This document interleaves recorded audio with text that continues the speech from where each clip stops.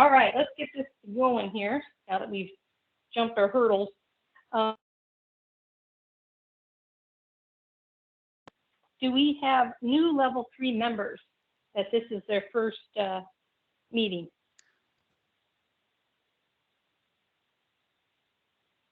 Hi, this is Itzy from Western Reserve. Can you hear me? Yep. Okay, Yeah.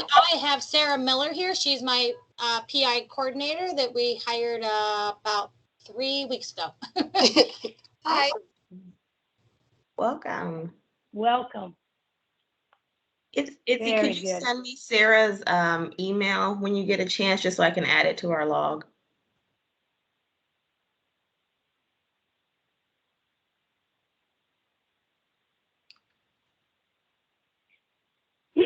All right, let's go down to our next agenda item. So you hear a pause in there. I get a slight delay. So I'm just waiting to make sure I'm not stepping on somebody. So I didn't fall asleep, I promise you. All right, NIFTY analysis and level 3 spreadsheet. I have not heard anything additional from Olivia. She was working on trying to create a way in which it was not a lot of work. I know she's been busy with a lot of other projects as well. So has anybody else heard anything on that?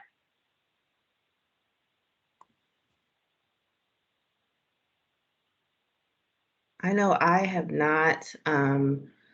There's been a lot of conversations about NIFTY, and I think Danielle is going to do a little spiel during the main meeting just about the NIFTY process in general, because I think there's a lot of confusion, because when we first started with the project, not a lot of people even knew what NIFTY was, and then now a lot more people are on board, but there's confusion about the beginning half.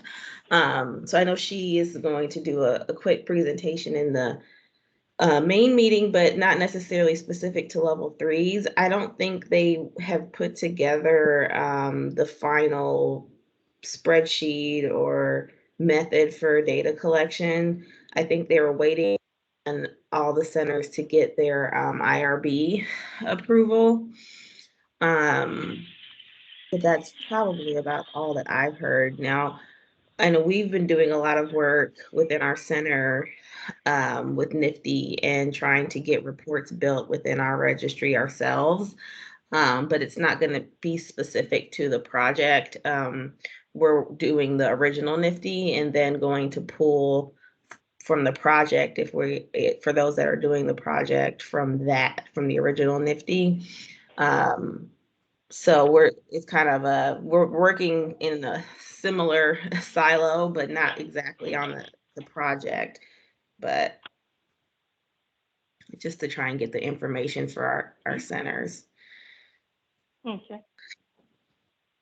Yeah, I have, since I am kind of blessed with some of the lower volumes that you guys have. I've been doing it. I can tell you that it does change your over and under triage numbers. Makes them look a little more palatable than sometimes we have. So I have been able to do it kind of on a concurrent basis. I know a lot of you cannot do that because you have volumes that are way too high and don't allow for that. And it'll be an interesting project if we can do it. Mm-hmm. However, we do not want to create a lot of angst for centers. That's never our goal. Science is good until science makes your whole world fall apart, and then it doesn't do much good to do the science. So, right. Do you know, Diane, when you're doing your NIFTY, the transfers, to me so far, that's the biggest issue from a level 3 perspective. I know we said we were going to just go ahead and capture all transfers. With the original NIFTY, I feel like we're missing huge populations because our patients aren't with us long enough to hit the NIFTY criteria. So they may have hit NIFTY, but they hit it at their receiving center, not with us. But then to capture all the transfers seems somewhat cumbersome as well. And I know we had this conversation. I can't remember exactly what we settled on, but I'm not sure how are you working it out with your with what you're doing so far? With my transfers, I am pulling just the transfers that were transferred with to a higher level of care because services were not available, with us. I'm not pulling any transfer that just for the sake of saying it was transferred. So I'm kind of weeding those out based on a few set criteria. One of them I've kind of thrown in too. I'm kind of experimenting a little bit with it. Is I'm throwing in ISS. So transfers, I'm doing a different set all by itself of transfers that with an ISS of over 10 to see how those would look and how that would change the number. I feel that's a little more, what should I say, a little bit more in par of what is trying to capture. That yes, we took care of this person, they had significant injury. It wasn't, they were transferred because the family has their cardiologist there, so they wanted the patient, none of that stuff. Okay. Now that makes sense. That's kind of along the lines what I was thinking I was going to do with ours, because I felt like the transfers need their own separate set of criteria to pull ISS or transfer time or something like that.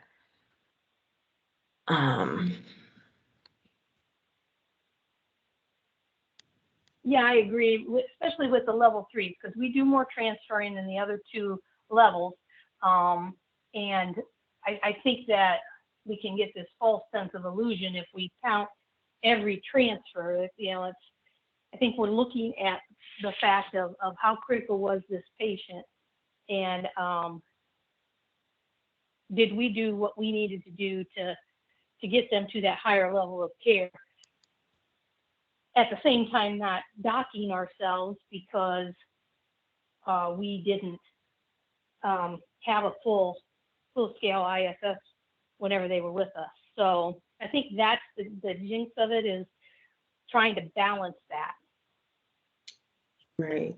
Yeah, I agree. So I think this will be a topic that'll be ongoing for us for a while until it may not be we may look at 21 data or 22 data when we finally get it up and rolling. It's just making sure that everything is lined up and we're getting the accuracy that we want without the workload that some of this would entail. So that's the reason for the delay. Right. Yeah. So, all right. Any other questions on NIFTY?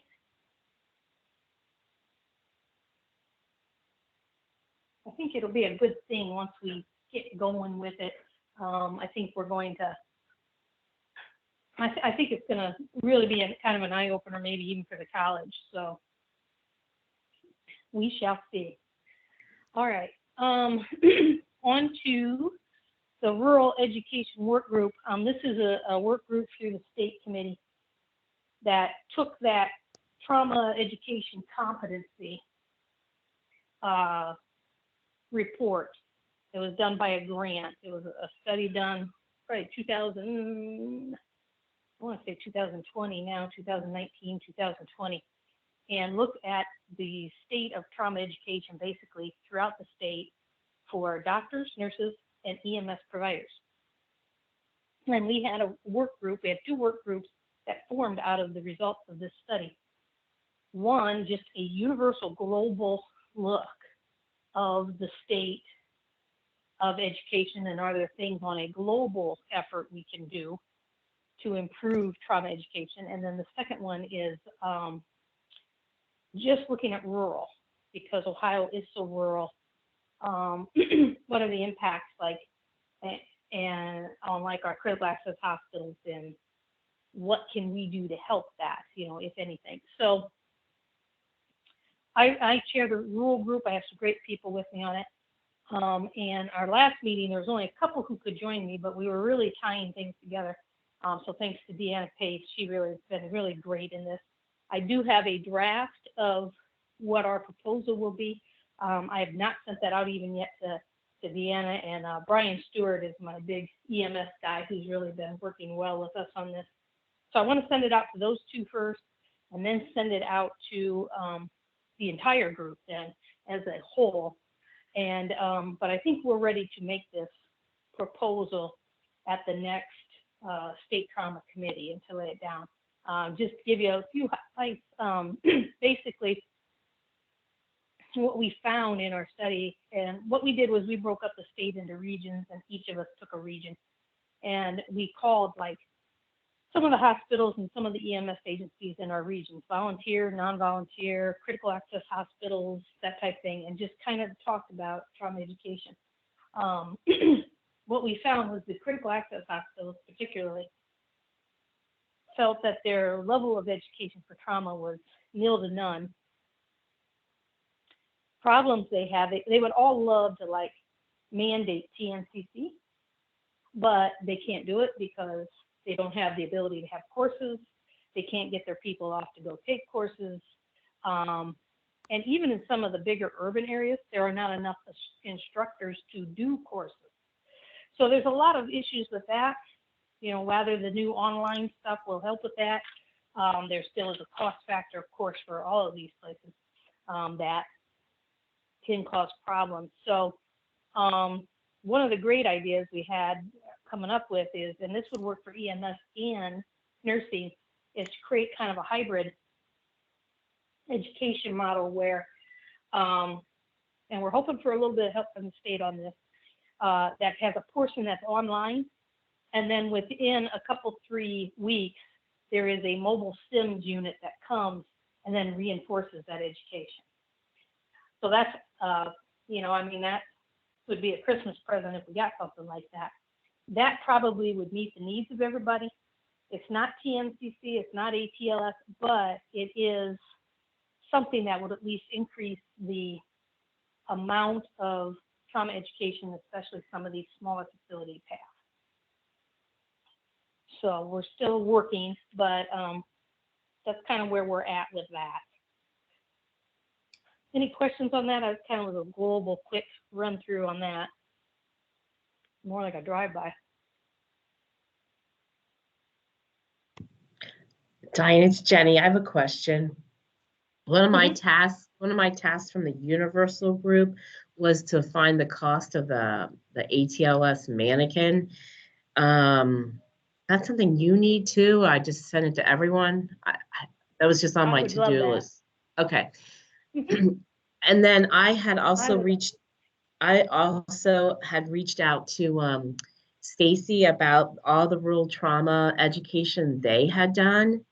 And I not heard back from them. And I'll try to, I know they're just really busy. I'll try to see if I can reach back out to her again. See if there's anything there that, okay. One thing we did do at the last EMS board meeting when I gave my trauma report was I asked for a motion to include the rural trauma team development course as part of their reimbursed CEUs for EMS. They have a list under Priority 1 grant that will allow the classes to be paid for there. It does not pay their wages or their mileage or anything like that, but at least the class is paid for. And I did ask for a motion, because that was one of the recommendations we brought out of our committee too, is we got to make the class for EMS a little bit more feasible because of the cost of it. And so that is now, that motion passed, and that will, for this year's grant cycle when it starts, that will be included as one of the classes they can get reimbursed in.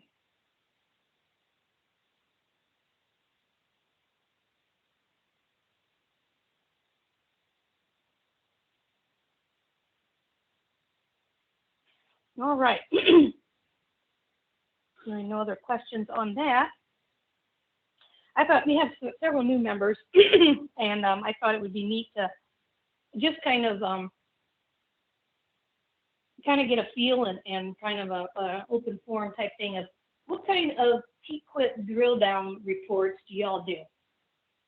Like, are there routine T-quit drill downs that you do? For example, like if when I look at my transfers, any transfer I have that's over that 12-hour mark or whatever they set, I don't have a report in front of me, but like, I always look at those cases to see what the delay was. So that's an example of one that I just always do.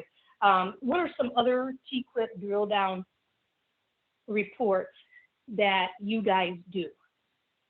And I thought maybe that would help new PI people and new program manager people. I always look at the hospital events for sure, because we always are an outlier. But my personal theory is it's because that we're very vigilant about collecting our hospital events.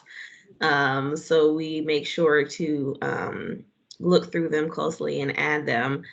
But I do check those and then cross-check them with trauma base and cross-check them with the dictionary to make sure what's being pulled is actually accurate, and that it meets the NTDS definition.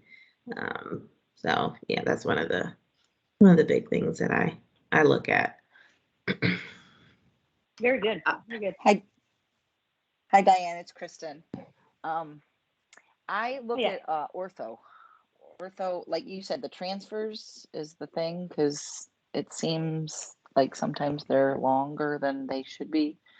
Unfortunately, the documentation never supports or tells me why. But I look at the ortho and the long bone fractures. That's one thing we found out we were a little further out than we wanted to be. So you're looking at the time to OR, is that what you're looking at?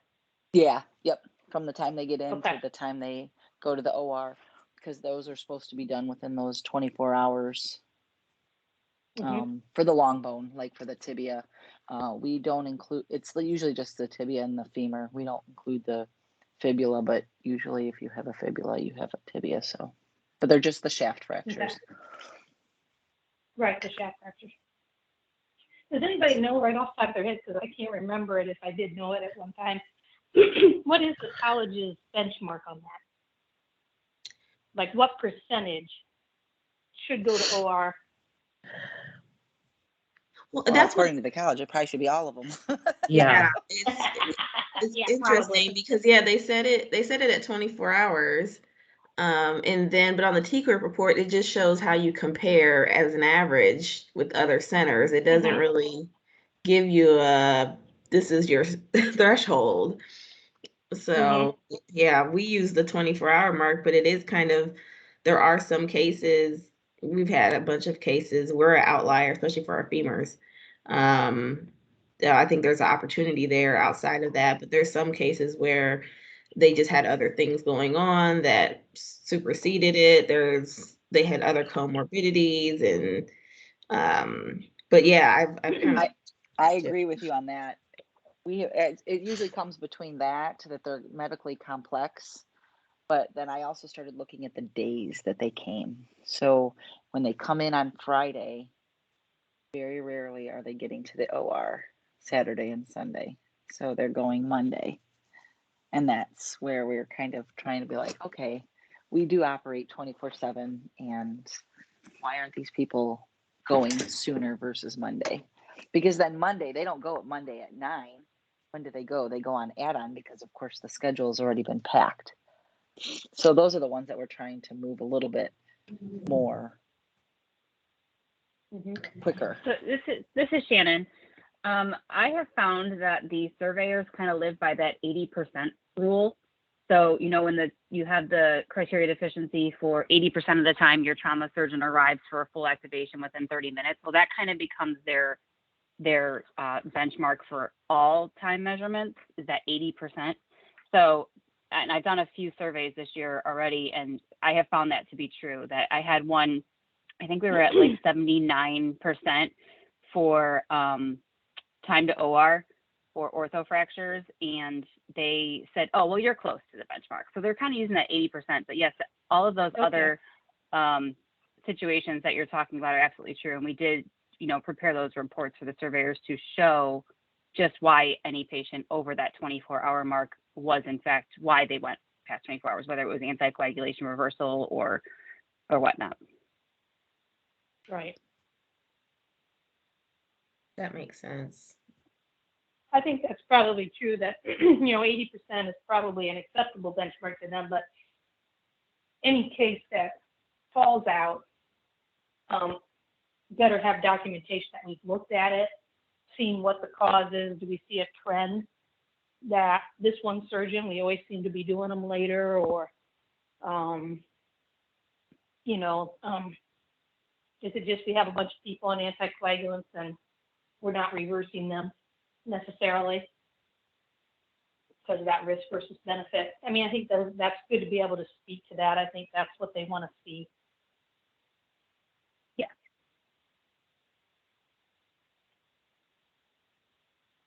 All right, Do you anybody guys- else? Certain reports you do. I just have a question. You guys notice on those like long bones or stuff, it says like the hospital time, the average is like 3 or 4 hours. You ever notice that on your report for all the other centers? Oh yeah, Who are those people? who the hell? I like this. I want to know who I'd those love to people meet are. them. I want to know those people. Okay. I just wonder if there's something wrong with that data. I think it's more like the open fractures, maybe. I want to know who those are. They counting that as a washout at the bedside and not in the OR? We've talked about No, this before. that's only specifically the OR is what I understood. So Yeah, unless but people are putting I incorrect just, yeah, data in now, where they're putting the data in and what they are Yes. considering is that time. Yeah, I want to know who those people are. I do too. Yeah. well, I can tell you it's not us. Yeah. Not us either. I think it's Disneyland because it seems like magic, you know. There's no dose of reality in that, I don't believe. So It's a cross between Disney and Chick-fil-A because they seem to have their stuff there all you go. together. There you go. Just imagine if hospitals ran like Chick-fil-A. Oh my goodness. That would be something. Yep, come on, we're gonna meet you in the street. Okay, yep. No, we don't care that there's 18 cases ahead of you. We're going to do you now. Right here. Right here. Oh my God. Don't even have to get out of your car. We'll do you in the ambulance. By golly. Hey, you guys, anybody operating through Eliquis? Not waiting? This is maybe our new thing we're going to do. You guys, any of you guys know that? Or I haven't heard of anything. Are you doing any like platelet mapping or tag or anything in addition? No, we don't do tags here. Anti-10As, but we don't really do that much. But I'm just wondering, this might be happening. I'll let you know if we really do this, and then we'll track it and share it because we'll be able to say, is this a bad idea? Are we running out of blood in the blood bank or what? So I'll let you know. So. Yeah. Whatever you do, Jenny, just make sure they have closer monitoring after OR than a regular floor. Put that in your guideline. Who said that? This is Shannon. Oh, This is Shannon. So okay. we had one of those cases in my survey this year, and they did bleed because you're going to expect them to bleed. But we found that because monitoring needs to be a little bit closer post-operatively. So consider a step down or an ICU post-op for them. Well, we were putting all of these in step down as it is, but even all hip fractures post-op. But now I've been kicked out because of all the other patients. So would you want? So you are operating through Eliquis? Well, in some circumstances, they didn't have a choice. I mean, the patient was bleeding, so they had to get in there and correct it. But I'm talking about like it's the very hip, rare. The hip, okay. But I have all these patients coming in with hip fractures on Eliquis. We were waiting like 48 hours, and now we're thinking about not waiting.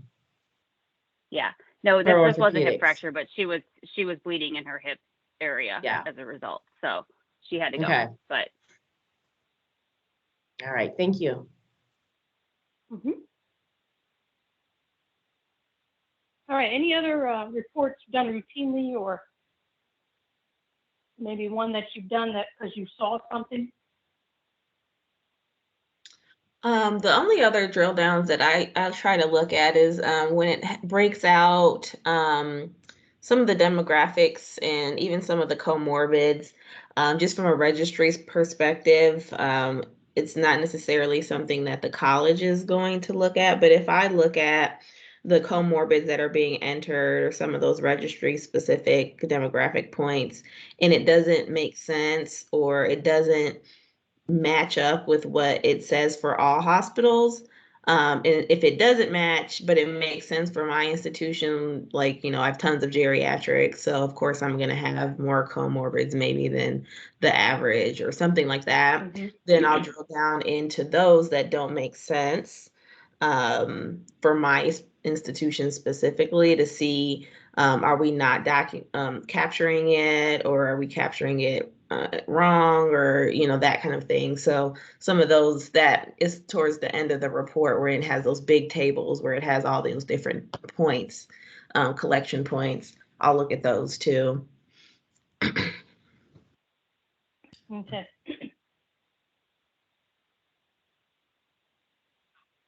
Excellent. And then you all take, when you drill these down and look at them, then you take those to your peer review committee, your PI committee, and report on those. Is that correct? Get them in the minutes? Not always for me. Okay. Usually it's if I find something and we're deciding to make a project around it, then we'll talk about it at the PIPS meetings. But outside of that, it's usually more of an internal drill down. And if we don't find anything, we don't really report out. Okay. Unless it was an outlier, and then, yeah. Right. Just one of those cases that was just ugly. Yeah. Yeah. I find like when the 2 transfers we had of that were delayed were those femur hip fractures that, yeah, they broke it. Oh, yeah, the orthopedic guy said they'll fix it tomorrow. Okay, great. And so just go ahead and admit her under medicine. Okay, that's done. And then when anesthesia comes the next day, they kind of, you know, it toasts their bagels a little bit to look at that patient, because it's like, oh, they got this comorbidity, they're going to need probably pulmonology. You know, maybe we better think about not doing this one here and sending them to a tertiary facility that has all those things. And that's where a lot of my delays are. It's not a lot. I mean, I had 2 cases, but that seemed to be the pattern. And we're trying to work about, okay, how can we figure this out sooner? We've toyed with the fact of talking to anesthesia the same time we talk to the orthopedic surgeon. But then again, a lot of times it's based on when they discuss it with the patient. The patient is supplying these sort of details that maybe don't get weeded out right away. So we're still working on that of what's the best way to kind of narrow that time frame.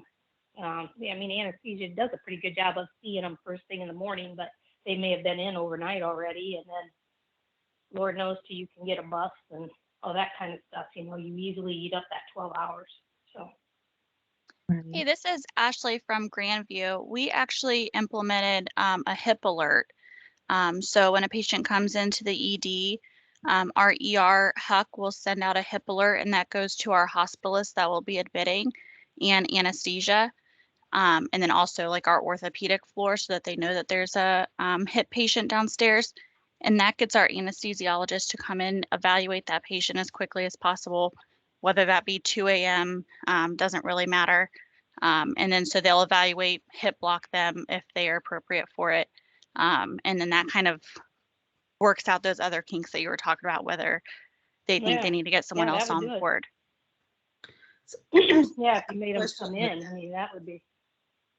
Because we were actually I've been kind of in conversations about implementing something very similar down at Atrium, but we are struggling with anesthesia buy-in as far as especially the 2 a.m. hips. They do not want to come in and do a hip block, and it's well, why can't the ER docs do it? It's not hard.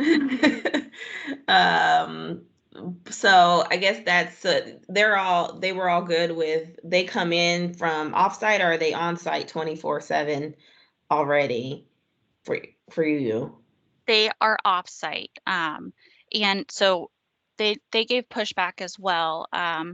However, if they come in through RER, they'll come in. If they come in from an outside facility and are transferred here, that's kind of our we kind of compromised and said, okay, you don't have to come in at 3 in the morning for one that was transferred from outside our facility. Because actually our numbers show that if they are a direct admit, for some reason, their length of stay is fine coming in from an outside facility. But when they come into RER, if we hip block them, their length of stay is 2 days shorter than if we don't if we don't block them. So kind of the data, we had to show it to them and say, this is how it works. This is what works for us. So they not everything, and then we just kind of brought to their attention too, maybe we need to start doing just like all femur fractures, but they just don't have the manpower for that right now. So we're not completely there, but for the most part, I think that we do a pretty good job. And our time to OR on average, I just ran our numbers this morning, is 18 hours. So it's definitely working. Awesome. That's awesome. So do they involve the orthopedist in the hip alert process? Because that was their other thing was they wanted the orthopedist to be the one to make the call to do the hip alert, not the ER doc. They didn't feel that. They thought the ER would just willy-nilly just start alerting hips all over. We haven't had that issue. No, it doesn't really involve, it just involves our hospitalists because they can start that process and they do all the admission orders. And then anesthesia evaluates them. It doesn't really involve ortho, honestly, at all. Okay. Hey, Alex, it's Beth at South. We do our hip alerts as well, and we've been doing them for years. The ED physician initiates it, and they also call the orthopedist, but anesthesia comes in, and we admit our hips to trauma, so they're also calling trauma to admit the ED physician. Okay.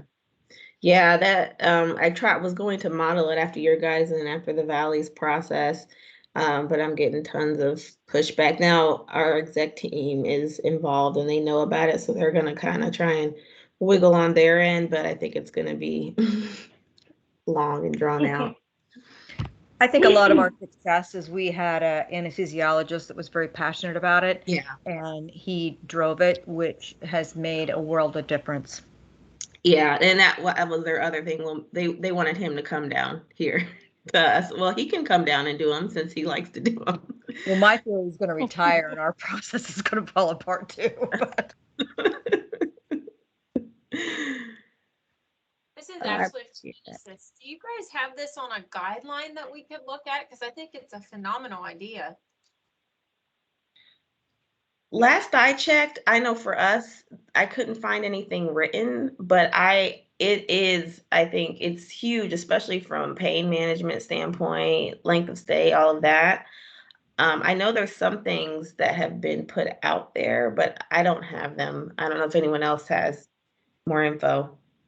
I'm working on a geriatric hip guideline for my survey, and hopefully it will be done soon, but it does include that. It's really not, a lot of words related to the process. It's basically the ED physician calls the regional referral center, which is like our notification center, and then they just put it out and anesthesia comes in. So there's not a lot to the process, but it's definitely standard of care for us. Yeah, that's awesome. Yeah, I have a policy I can send out as well that we developed. And I also know at TQIP, the former Grandview manager, she's going to present this whole HIP pathway because I'm not taking credit for this. This is totally all Carly. So she's going to present at TQIP as well. Yeah, if you could share that, that'd be all great. All right, it's all good stuff. Anybody else have any other reports they tend to drill down on or think it'd be a good idea for the groups to drill down on?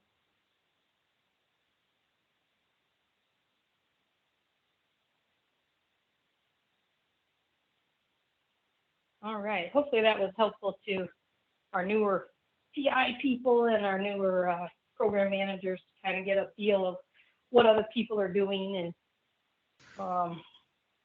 probably within, next meeting, y'all will be doing something new and exciting. You can share it with us. So that'll be great. All right. Next thing on the agenda, just looking at I just want to get a feel of how many of your programs are struggling due to this wave of COVID.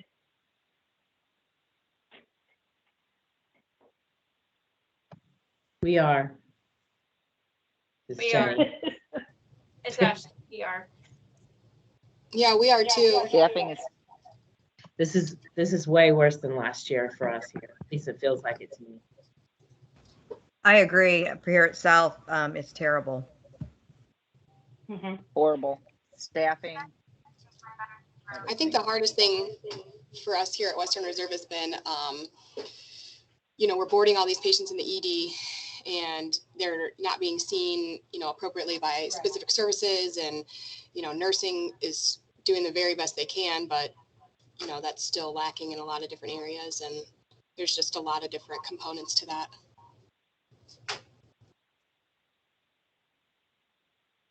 Are any of you getting pulled away from trauma to staff the ED or do things like that? I just started in this position. This is Sarah Miller, sorry. And I've been helping out a little bit here and there. Our hospital is so small, we are less than 100 beds, but I haven't been pulled completely from the position, but every day, just trying to help out as I can with little tasks here and there. It seems to help them with that a little bit. It's Beth at South. We did a whole leadership training program. So anybody that's been away from the bedside can now go to the bedside and do AccuChecks and vital signs, medication administration, a lot of that. I spend a lot of time in the ED just cleaning and helping out where I can. I also am kind of in charge of the N95 process for the hospital too, which is a pain. That's a big pain. So it's Jenny. My PI people have been staffing in the ED and picking up, and then my other person is working more in the PACU to help cover the ICU. They pulled up, so they've been tapping into. I know that here they also pulled like some of the other people out, like some quality people and stuff like that to staff in nursing education. Okay. How many people are caught up in registry?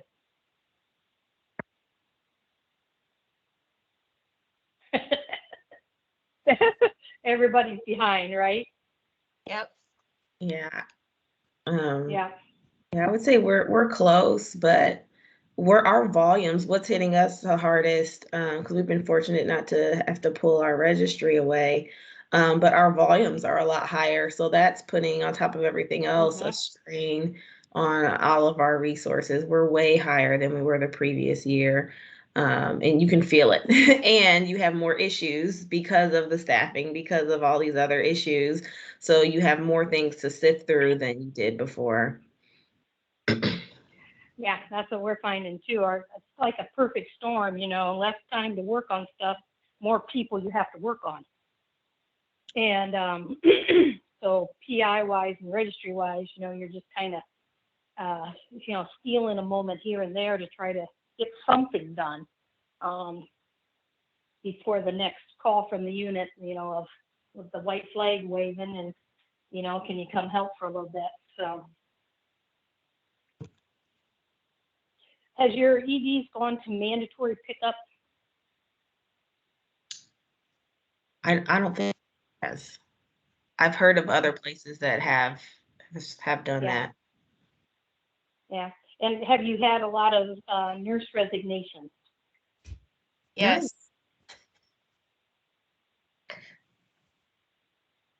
Yes, people are still leaving in the whole hospital to go travel.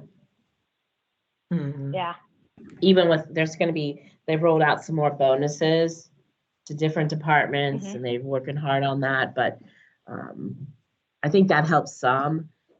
I think it is helpful, but I do think people are tired too. And I can say like our ED today has like 24 boarders. So people are tired. They're just, I think, yeah, it's tired. Our staff are going to PRN and then picking up for the big bucks, all the incentives, especially if they don't need insurance. I think that they see this as going on longer than anticipated, so they're capitalizing on the money. Yeah. I agree. It's Ashley from Genesis. They've opened up for our APPs. I have a CCU APP and an ER background APP, and they're allowing our APPs here to go back and work bedside as nurses because we're so short. And new nurses are just not making it through orientation. Yeah. No. They want to go back and be baristas or something. I don't know. Maybe they should be working at. Maybe We're going I'm to probably working shop at or Chick-fil-A. something, Yeah. Yeah. There we go. That sounds like a good idea, actually. That's going to be our new answer to everything. It's Chick-fil-A. So, do you think, here's a question that we're raising, like in our, we're losing, like one day we had 3 of our per diems resign on the same day. And it's like, do you think that will worsen with the vaccine mandate? Do you have nurses who will say, I'm out of here? This put me over a line that you're aware of. So today, as the day that everything has to be filled in or has to be up, to the system at UC, like show your vaccine card or your exemption. So I don't know. I know they appear to have given lots of exemptions. Okay. But yeah, that's the same at Grandview. Grandview's been pretty close to like 100% on giving exemptions. So I think that the initial everyone being very scared about how hard they were going to be on it kind of dissipated after they started putting in exemptions and accepting them. So I don't think we're going to lose many more people. We have lost a ton of people just to traveling, and now they're going to go to school or whatever they're going to do. We've lost a ton of people. I know in our ICUs, we've lost over 60% of our staff in the past year. Wow. Yeah, that is something. The OR exemptions, you're talking about the federal exemptions, or you're talking about the exemptions within your facility? Within our facility. Okay. The OR here is really too, that's been a huge struggle within our system. They've kind of, not a little bit at Westchester, kind of cut back a teeny bit, but like the big level 1 center has really been struggling with staff, OR staff. That's how our ER is here at Genesis. We, are turning staff over at high levels. We have a lot of travelers coming in as bedside in the trauma bay. We can't get them into like the documentation courses because we've stopped doing that in the interim. We're struggling terrible in the ER side of things.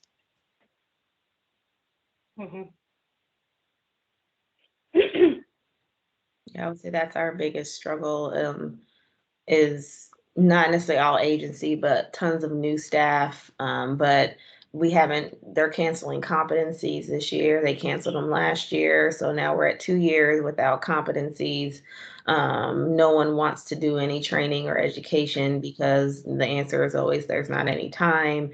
So these newer nurses that are coming in they have no support or no extra education or time to do the education. And we're seeing it, of course, in our reviews. But then it's hard to give that feedback and that follow-up because everyone has their hair on fire if you can get a response. So yeah. I will share with the group that I did TNCC. We did a TCAR on live course here that I was able to get 12 people to take the class. It was good. I don't think it was great, but it was good. And I was amazed that I had 14 people registered and 12 people actually completed the entire class. It was a lot of work to get that done. But it is an option if you guys are looking for an option for trauma education, but it was a lot of work. Yeah, I just finished a TNCC class in person, but I had to cut it way back, mostly in part of because obviously restrictions on spacing and that, but mostly because you just couldn't pull a lot of staff because they're all, you know, working their shift plus half of somebody else's, and it was challenging. You know, it was very challenging. I mean, we're struggling down here to get ATLS instructors. I mean, the doctors are like pulling in a million directions. I don't know if you guys are having that issue too.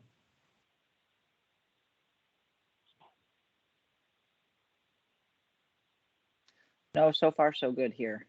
Knock on wood. I'm having issues. They just don't want to be asked to do anything above and beyond what they're already doing. So I've had to kind of consider limiting some courses, even though the demand is there, because there were so many cancellations and people scrambling for courses, and it's just been kind of insane. Yeah, our region got a notice yesterday, maybe you all did, about somebody in Michigan. Was it Michigan? That's looking for instructors.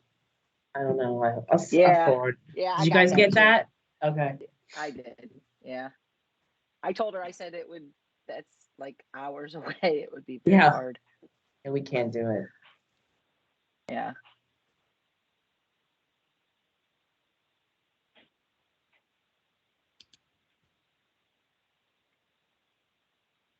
Okay, interesting. So it's kind of, you know, we kind of can get into our own little silo, and it's nice sometimes to take that broader look and see the other struggles that everybody is having. So, all right, great conversation. It's if nothing else, it's like, you know, there's people going through the same thing you're going through. So it's always a little reassuring we're not alone. So, all right, education, Alex. So not a whole lot. 2 minutes. Yeah. Well, I'll make it fast. Not a whole lot from education.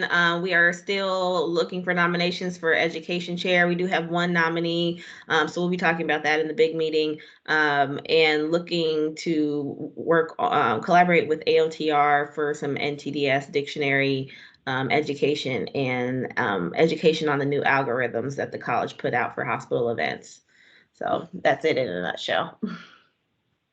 Okay, good deal. All right, open forum. Anybody have anything? Questions, comments? Oh,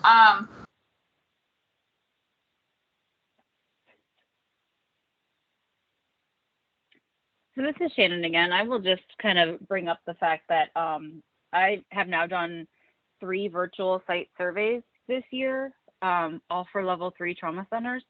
And the experience has been very interesting.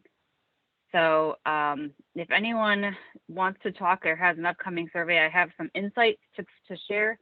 Primarily, I think the biggest challenge with the virtual format is when these surveyors have these records 1 to 2 weeks in advance of actually having the opportunity to talk to the facility regarding these charts. There is a perception that they are creating, you know, they're kind of making judgment calls ahead of time and forming like I said, a perception or an opinion before they have the opportunity to speak to the facility. So that's a little bit challenging. And I did share that feedback back to the ACS. You know, you're working through your survey to kind of make them see your perspective or what they weren't able to see when they are just looking at records without you present.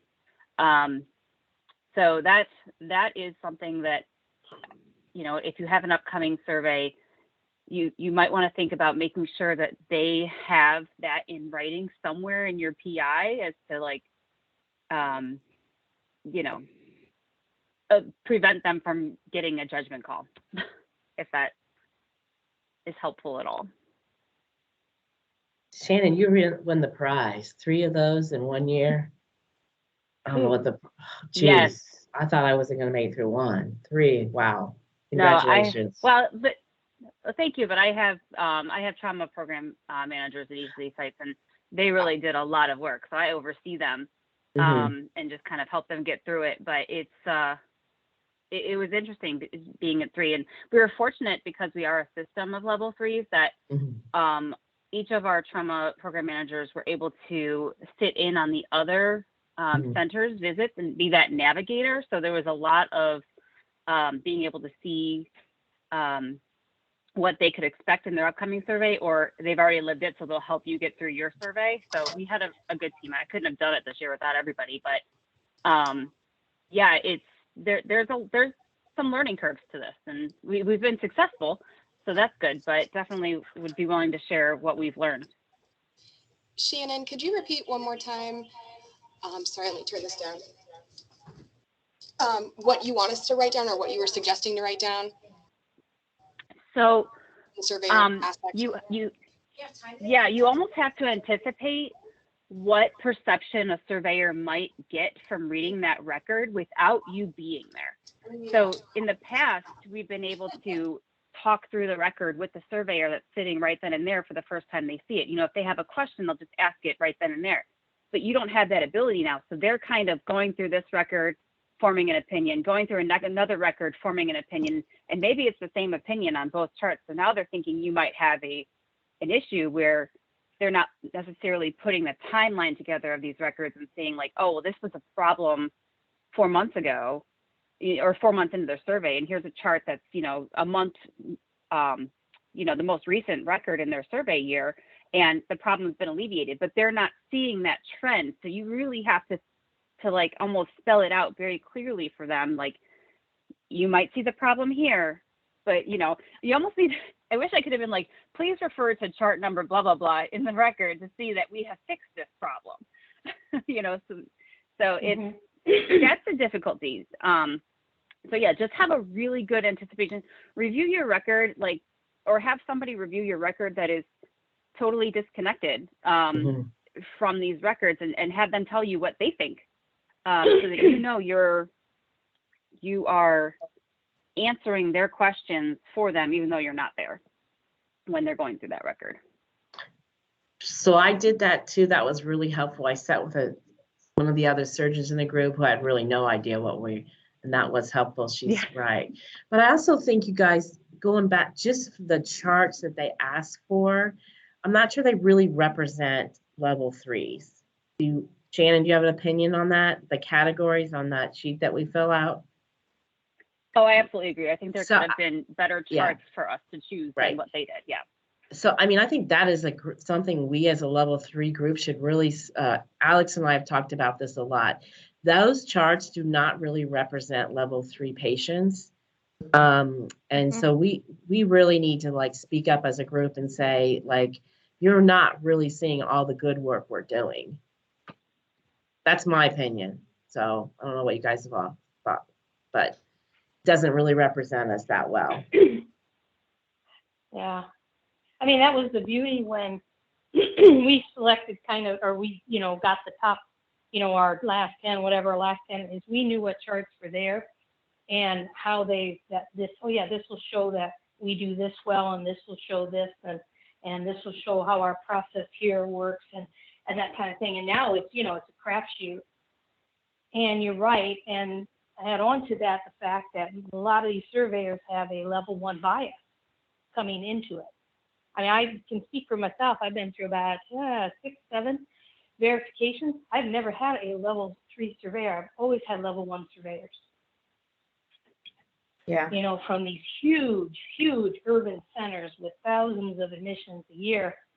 And then they come to Little Defiance, Ohio, and, you can almost tell they're claustrophobic, but it seems like you always had to do a lot more explaining than maybe needed to be. It's like, well, this is our world. We can talk about it, and we live in it, but it's a whole different world to them. And if you're not there to kind of help guide them through that, I can see where that could cause problems. Yeah. Hey, Shannon, did they actually get into Epic? They never got into Epic for me. I have had 5 surveyors now, because it have a repeat. Most of them, I would say, did not, well, I'd say half of them, asked to go through one record and then they were done. And then the other half was like, pull up the images for me. So they really didn't dive too much into the records besides the images. But I will say, I feel like we were very prepared with what we provided them electronically. So I do think that organizationally, we provided every document that they would need to answer their questions. So it was really like, I just want to see this image. Right, I agree. Shannon, were the PI documents attached with those charts that showed everything that was fixed and they still didn't feel like it was enough? And did they give you an opportunity to explain? They did not, I will say, now there's been a number of surveys, but I will say one of the surveys, they did not give a lot of opportunity to explain. It was very difficult to change their perception already that they've built up, or the judgment on it. We were able to do so in the end because we just really came back with a ton of documentation to show just how much effort there has been towards the issue that they were concerned with. But yeah, you are really working to undo what they're building up in the background as they're going through these records. And I will say, I feel like the things that they were getting, that they got built up or hung up on were very minuscule compared to the rest of the PI that was provided in these records. So we might have just had a very picky surveyor this time around. But yeah, it was the PI was there. It was very well outlined. We listed, bullet pointed or numbered the PI issues on the chart, and then numbered the solutions or the loop closures to those records, and provided all of the paper trail documentation to show. So it was all there. It's just the explaining it to them. They'll see things, but they're not making the connections as to what that means to the level 3. What it actually did. Interesting. That's really helpful. We need some of our trauma medical directors at our level 3s to actually be surveyors in their spare time. All that spare time. We're about 8 minutes over, and I think a lot of people are waiting. Are we starting the regular meeting at? Yeah, let's call this one done. Thanks everybody for all your input as always. All right, everybody. So we'll just go ahead and get right into it, and I'll go ahead and call the meeting to order. So it's October 1st, and this is the OSTNL meeting. First off, new members. I think there was at least one on our level 3. So anyone that is new to the meeting that has not ever been on an OSTNL meeting before, go ahead and introduce yourself.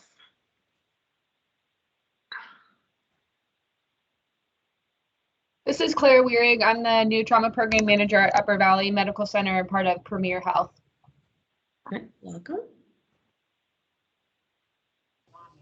This is Sarah Miller. I'm at Western Reserve Hospital, and I'm the new PI coordinator. Welcome, Sarah. Hi, my name is Kim Grishup. I'm from Grandview Medical Center. I am the trauma education coordinator, but adopting more of the PI role. Welcome, Kim. I'm Therese Kuhn. I'm at Fairview Hospital.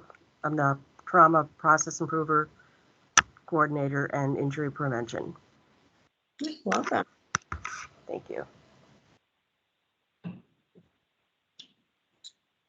All right.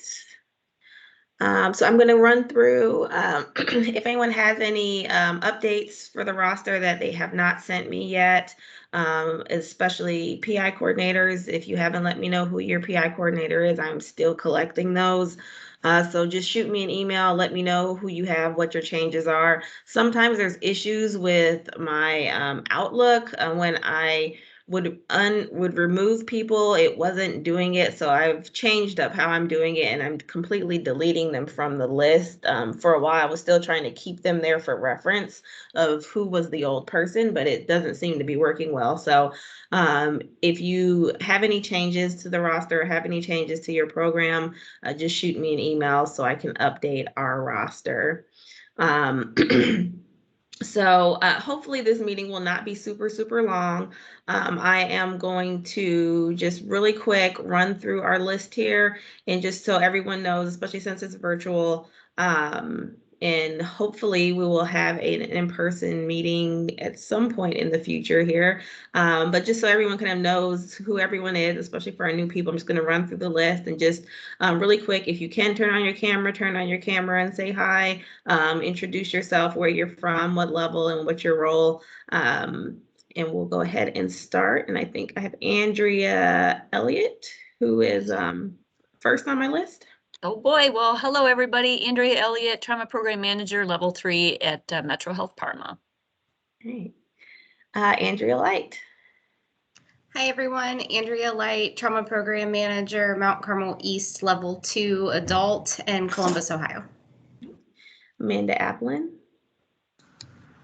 My name's Amanda Applin. I'm the Trauma Services Director for Toledo Hospital and Ebi Children's, Toledo Level 1, Ebi Children's Level 2 in Toledo, Ohio. Ashley Rashawn.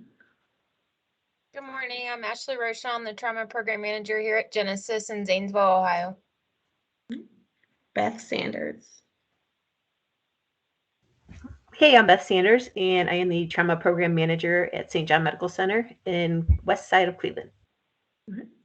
Nicole Blake Nepper. I'm Nicole Nepper. I am the Trauma Program Manager at Mercy Health St. Bede Level 1 and Mercy Health Children's Hospital. Jenny Brodsky. I'm Jenny Brodsky, the Trauma Program Manager at Westchester Hospital, part of UC Health. Jean Butler.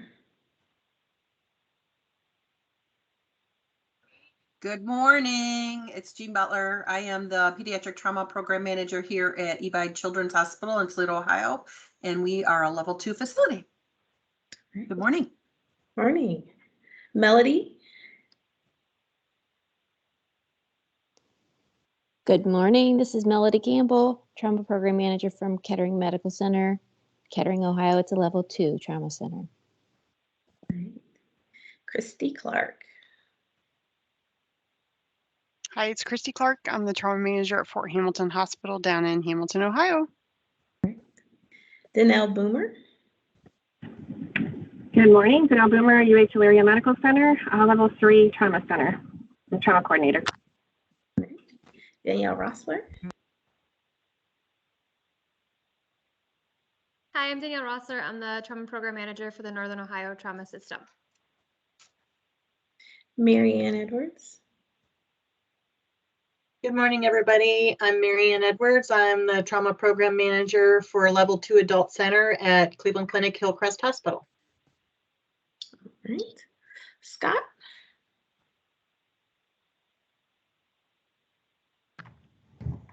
Hello, everybody. Scott Ely, Director of Trauma and Burn, Ohio State University, Level 1. Kim, I won't make you go through your spiel again. Claire Hardman. Hi, Claire Hardman. I'm the PI Coordinator at Atrium Medical Center in Middletown. Kendra. Hi, I'm Kendra Hatridge. I'm the Trauma Program Coordinator at Akron Children's Level 2.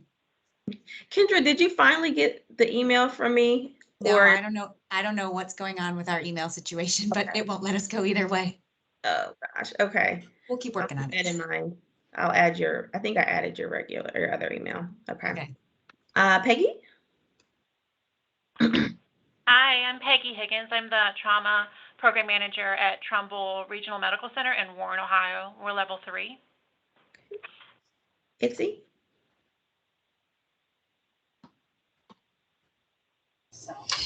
I'm going to talk for ITSE. This is Sarah Miller. Itzy Ray. She is the trauma medical director here, or sorry, Lord have mercy, trauma program manager here at Western Reserve Hospital. We're a level 3. It's my first time. Jack Myers. Hi, this is Jack Myers. I'm the trauma coordinator at UH Parma Medical Center. We are level 3. Julie Warholic. This is Julie Warholic, trauma program manager, UH Portage Medical Center, Ravenna, Ohio. Judy Keefe. Hi, Judy Keefe, trauma program manager, Cleveland Clinic, Akron General, level 1. Kristen. Good morning. It's Kristen Calkins from the University of Toledo Medical Center, level 3 in Toledo. Marianne. Marianne Lanfried. I am trauma coordinator for St. Joe's Warren Hospital in Warren, Ohio. We are a level 3 adult center. And Beth.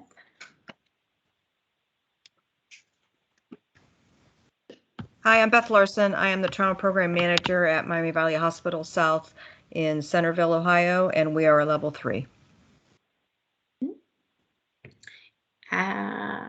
Ashley Miller. Or, sorry, Jenny Lemick. I skipped right over you. Hi, I'm Jenny Lemick. I'm the trauma program manager at the University of Cincinnati Medical Center. We are a level 1 adult. Now, Ashley. Good morning. This is Ashley Miller. I'm the trauma program manager at Grandview Medical Center in Dayton, Ohio. We are a level 3. Anne. Good morning. I'm Ann Monig. I'm the trauma program manager at Miami Valley Hospital in Dayton, and we're a level 1. Cindy Nagel. Good morning, everybody. Cindy Nagel with Ohio State East Hospital. We are level 3. Noreen.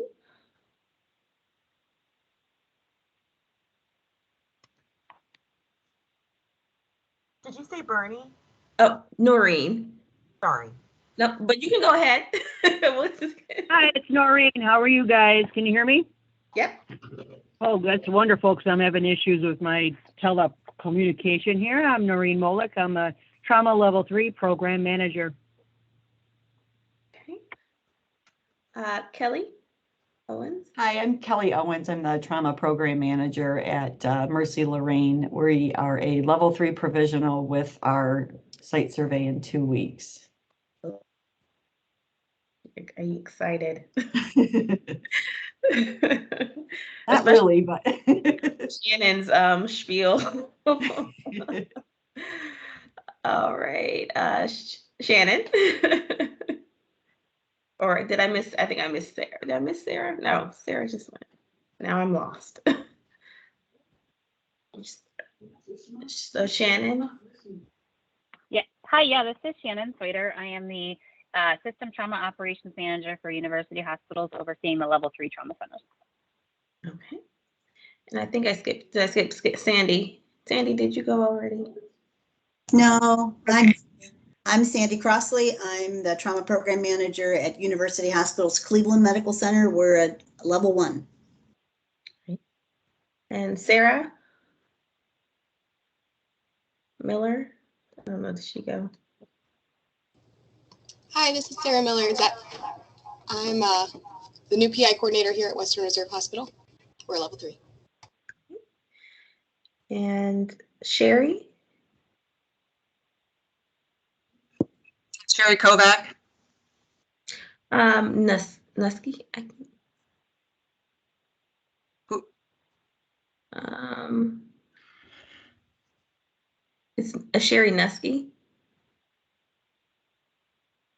Maybe she's not on. We'll go. Diane. This is Diane Simon. I'm the program manager and registrar at ProMedica Defiance Regional Hospital in Defiance, Ohio, and we are a level 3. Hi, this is Sherry Nusky. Sorry, I forgot to turn my mic off. That helps.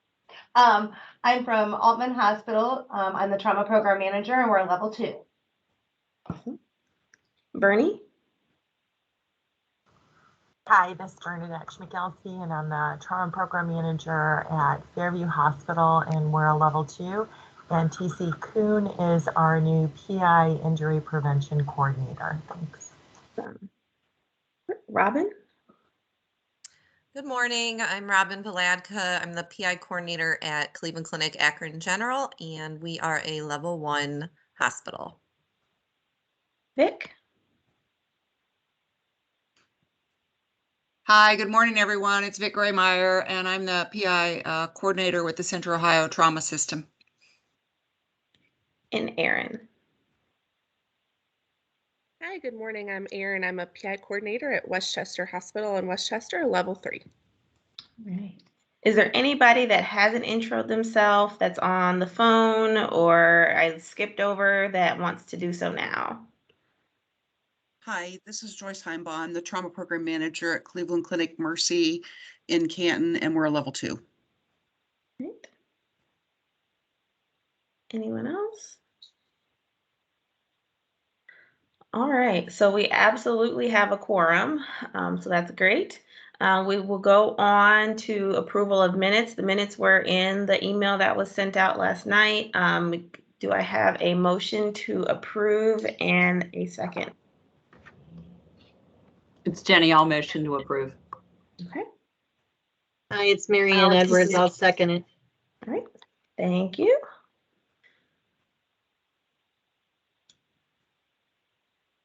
All right. So treasurer report. All right, I believe Alex forwarded the treasury report for September. We're at 38,203.76. I have a few straggler applications that came in for September. Again, remember it's paid per institution. So if there was some replacements, just make sure that your institution was paid. I did just get a bill from Jason Day, last night. So that's for the website. That's $300. So that's really the only thing that's going to be being paid. And I don't believe, unless Alex, you have received any requests for monies, that there's been anything out there. I have not. And then I believe also I sent out the application for 2022. Yikes. Yep. That 2022 app is in the email that I sent out last night as well. On the screen here is the list of voting members. I cross-checked them all yesterday with Kristen's list, so this should be the absolute most recent up-to-date list of everyone that is a voting member. Of course, you have to have paid membership dues to be a voting member.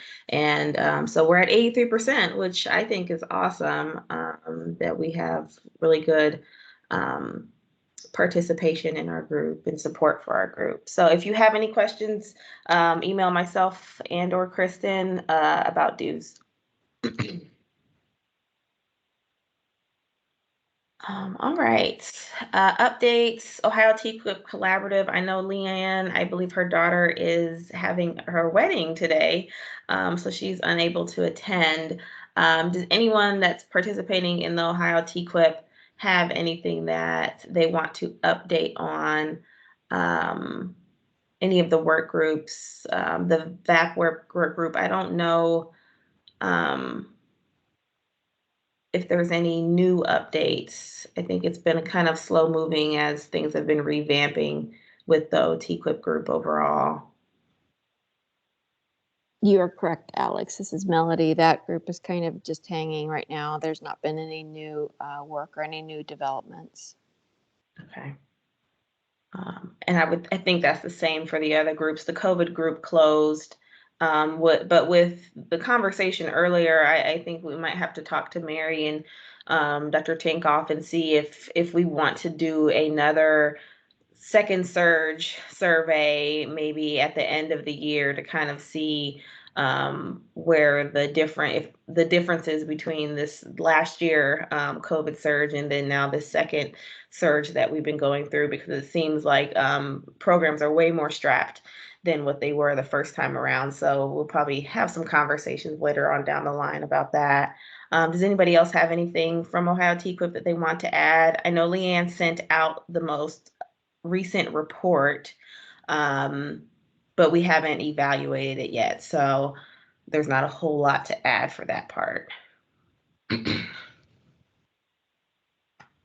right, move right along. EMS updates. So I don't think Eric is on, so I know there is an update from them. Let me pull it up really quick.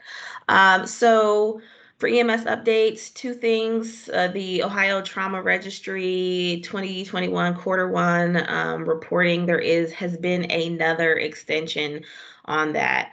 Due to ongoing vendor release issues and retasking of staff during the current COVID-19 spike.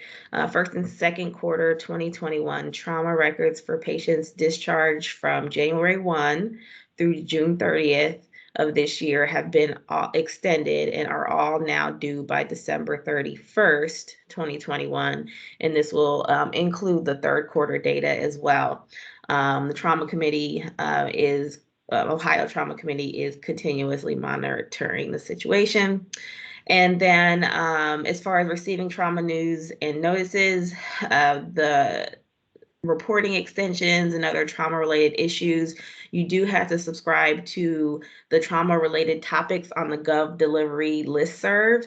They do not have their own individual email group anymore. There is a link to add yourself to that. So I will, after this meeting, I will make sure that link gets sent out to everyone so you can sign up for that if you haven't already. It looks like a lot of those emails are going to spam and junk folders. So if you're not getting them and you've signed up, check there.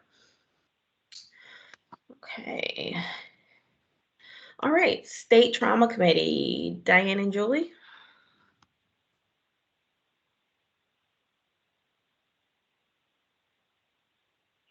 Hi, this is Diane.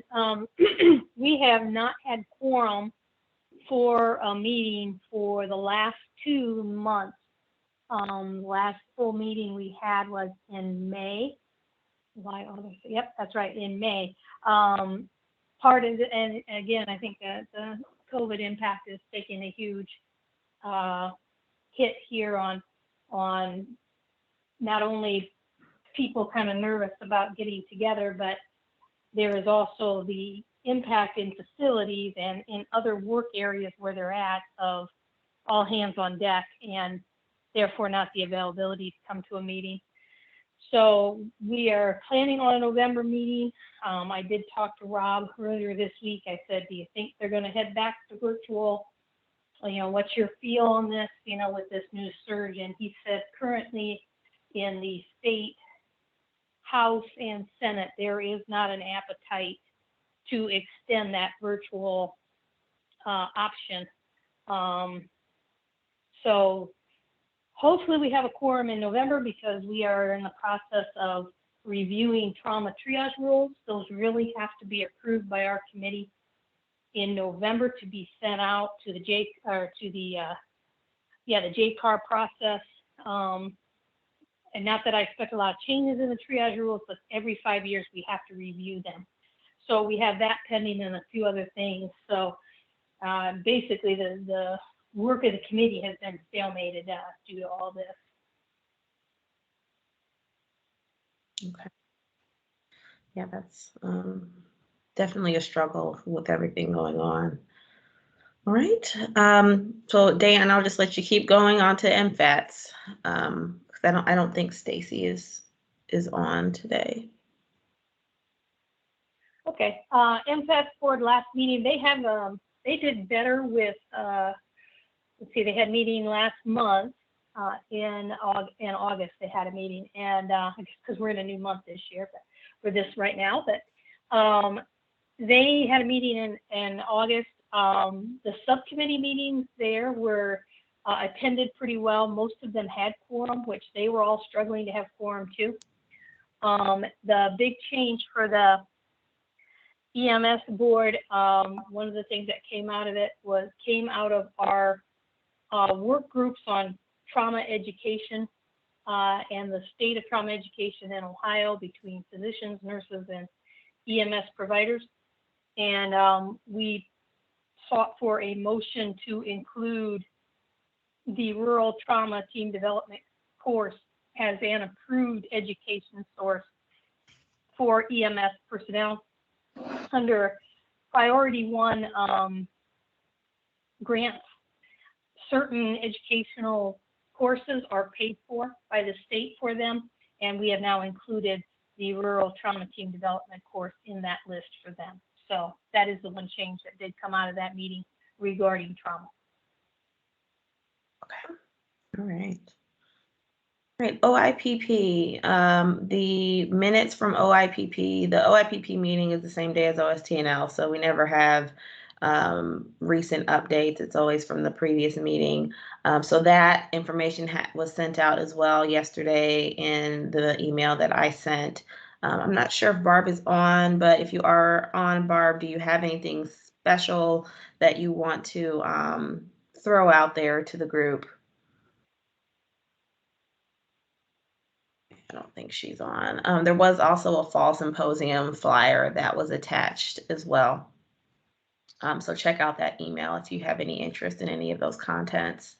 The liaison report that also was attached. So for everyone else, let me see if I can pull it up here for you guys so you can see everyone else. Shannon, do you have anything from STN that you want to throw out there? Yeah, they did announce their TraumaCon 2022 dates. So March 30th through April 1st. It appears that it will be in person, Planet Hollywood Resort and Casino in Las Vegas. I guess only time will tell if they add a virtual component to that. For the TraumaCon, the call for poster and oral abstracts deadline is October 18th, 2021 for anyone that plans to attend. And then they did offer, this is new, an STN nurse leadership externship application. So the Society of Trauma Nurses Board of Directors and Leadership Committee have established a nurse leadership externship to offer opportunities for aspiring leaders in trauma care to learn and grow in their profession. It's a year-long experience beginning in 2022, and applications are being accepted through October 31st, 2021. It did seem pretty interesting, but there are some pre-qualifications. So if anyone's interested in that, I would go to the STN website. Okay. Thank you. I don't think Tina is on, and I don't have anything for Ohio Committee on Trauma on the liaison report. Tina, if you're on, and I think your old last name is still on the slide. I need to change that. If there's anything from Committee on Trauma, or if anyone has any updates for that. This is Andrea with Metro as well. Tina's not able to join us today, and I'm pretty confident there is no update. Okay. Thank you. Pediatric Trauma Society, the PTS conference is scheduled to be in person in Baltimore, November 4th and 5th. But other than that, there isn't anything else. And then Regional Trauma Systems, Danielle, her update is in the liaison report. So I don't know if you have any highlights you want to throw in. No, because I'll talk about the NIFTY project here in a little bit. We have the NIFTY project. Alex thought it would be a good idea to kind of bring it back and kind of come full circle of where we're at. The state validation project, I believe they just got all the data down from the state and they have incorporated it. It just hasn't been released to AOTR or to us yet to see where we're at on that. And then the regional data dictionary has kind of been finalized. Now all the regional data specialists were taking it back to the regions to see if the compiled data that everybody had chosen will work for the region, if the region's going to adopt this. And then they just had a meeting about 2 weeks ago with ESO to figure out how the regional data fields will be added in with their update. Is this going to be always with the state? How all that is going to move forward? So there's still more to come on all of that. But that's pretty much all I have. And then AOTR, the report I got from Dina was the education committee is preparing for the upcoming registry course. The registry course is October 5th and 7th, so it is next week. The board and education committee have been working to get familiar with Microsoft Teams. They're also working to transition the dues payments to an electronic system via the AOTR website. And they have closed their nominations for the 22 and 23 AOTR board elections. But unfortunately, once again, they do not have enough members that have accepted the nominations to fill all the open AOTR board positions. They'll be discussing the need for AOTR to, of course, continue on a regular basis, and that they do need those nominations to reopen so they can fulfill those seats. So I would definitely just kind of encourage your registrars to, if they have been nominated for a position, to, if they are able to, try and accept that. I know everyone's strapped across the board because we see the strain in OSTNL as well. But if you have a registrar that you think would be an asset to AOTR and that would be interested in a board seat, definitely encourage them to attend the meeting and accept the nomination if they have been nominated. All right. All right, education report. So I'll start off with education. Since our chair is still open, we do have one nominee for that chair, and I'll talk about that here in just a little bit. We're definitely looking for new members as well. We did have to end up canceling our last education session for the trauma narrator, but we are still planning on going forward with the November session. We're in the works of talking with the AOTR president, Dina, about collaborating on some education for the NTDS dictionary. They do education session on the dictionary every December meeting, but they may or may not be doing an in-depth education because there wasn't any structural changes to the dictionary this year. It was all just enhancements to some of the hospital events and some of the verbiage. But they are doing some education on the algorithms that the ACS put out for hospital events, comorbids, and so on.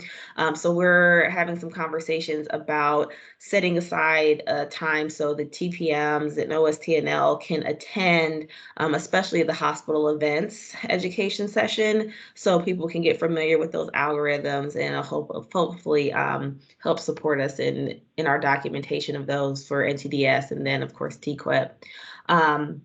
There's also been some conversation, and we will bring to the education meeting once we reconvene and get the chair situated, about the topic course, optimal course, and any other types of courses. Of course, previously our goal was to host either a topic course or an optimal course or some type of course every other year. Of course, with COVID, that just blew everything out of the water. And so we haven't had any courses in several years. But now there are tons of virtual options.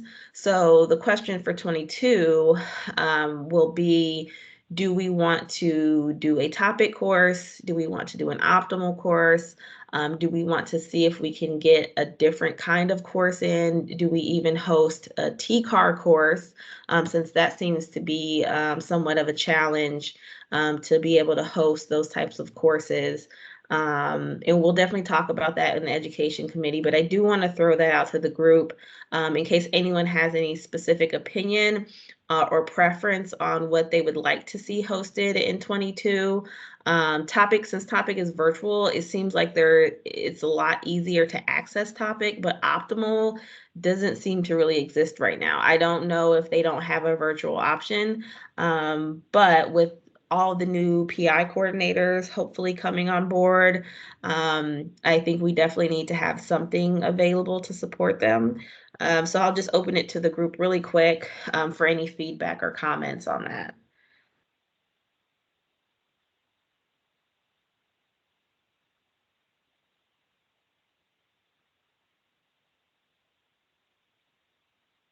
This is Melody. I just thought it'd be great to have a virtual topic course after the gray book comes out, and haven't heard much about the gray book, but I am thinking it may come out with the TCORP meeting in November, but that time will tell. I agree. Hey, Melody, this is Vic. I might share with all of you that there is a reviewers meeting coming up toward the end of October. I don't have the date on the top of my head, but I'm assuming that they're going to tell us about the new book and some of the criteria. And I know they've been working to assure that the PRQ and all the reviewers documents match up with the gray book before it's released. So I think we're going to probably hear about some of that at the end of October. And I agree, probably they'll let everyone know at the TQIP meeting. I agree with topic. Okay. Okay, so as I see in the chat, Danielle has topic or TCAR, and then of course I agree. I think after we definitely want to wait until the gray book comes out, and I know STN usually changes their editions as well to, of course, meet what the standards are or incorporate the standards, so we can have a conversation with them too and just see about how long is it going to be before they actually update their manual again, because I believe they just updated it in 2020. So we'll kind of get a timeline on that as well, and have more conversations, and we'll bring that back to you guys. All right, level 3 group, Diane. Hi, everybody. Level 3 group met again this morning, as some of you heard, for the last 8 minutes, or first 8 minutes of this meeting. Some new people, so we welcome them to the world of trauma, and just discussing at length some of our nifty project that we are undertaking, and a lot of discussion on TQIP drill down reports, just to kind of help the newer people involved and learn from each other. So that's kind of where we're at. Good representation again from everybody, and appreciate everybody being on the call. So.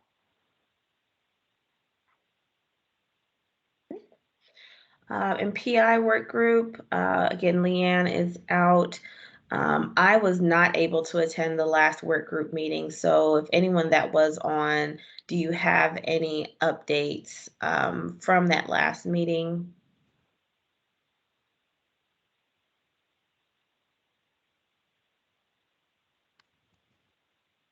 Alex, is this the state PI work group?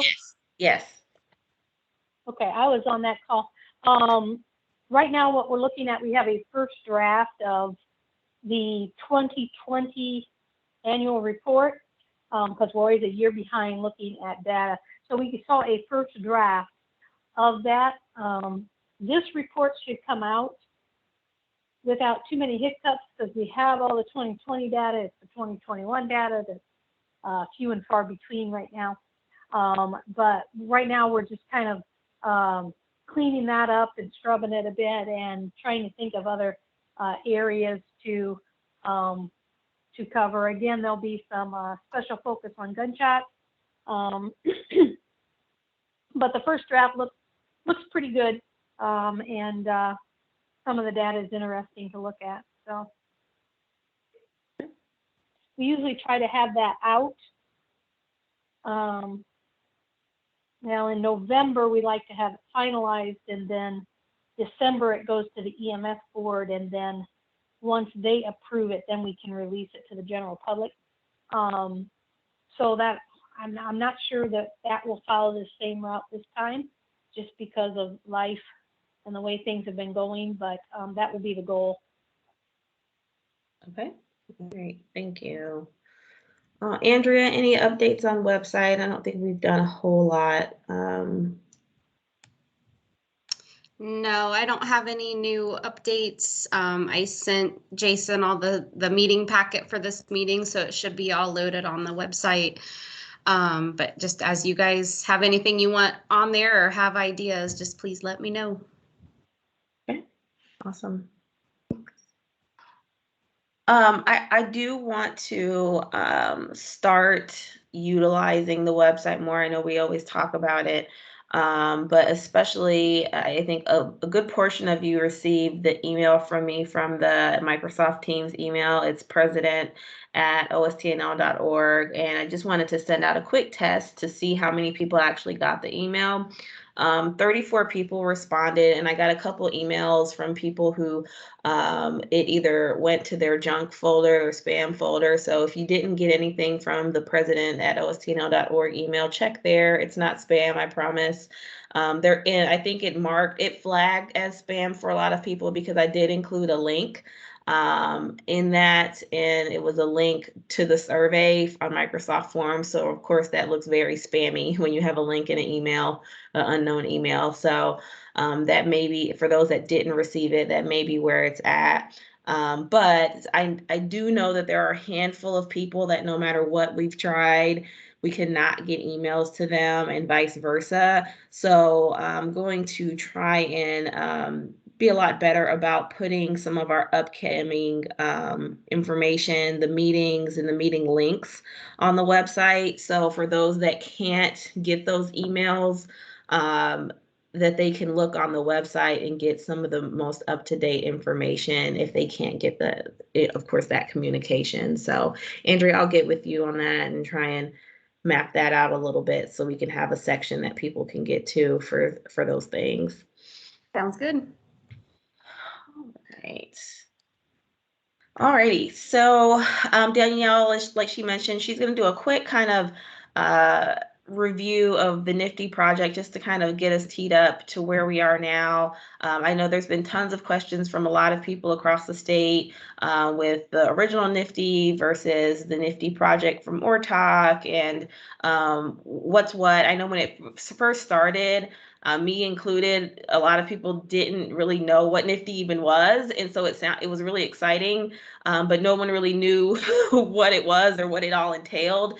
But now that a lot of people are really digging into it and pulling data and really taking a hard look at it, we just kind of wanted to clear the air a little bit and kind of revisit the project, and so everyone can kind of get on the same page, and if anyone has the opportunity to answer any questions or anything that they may have.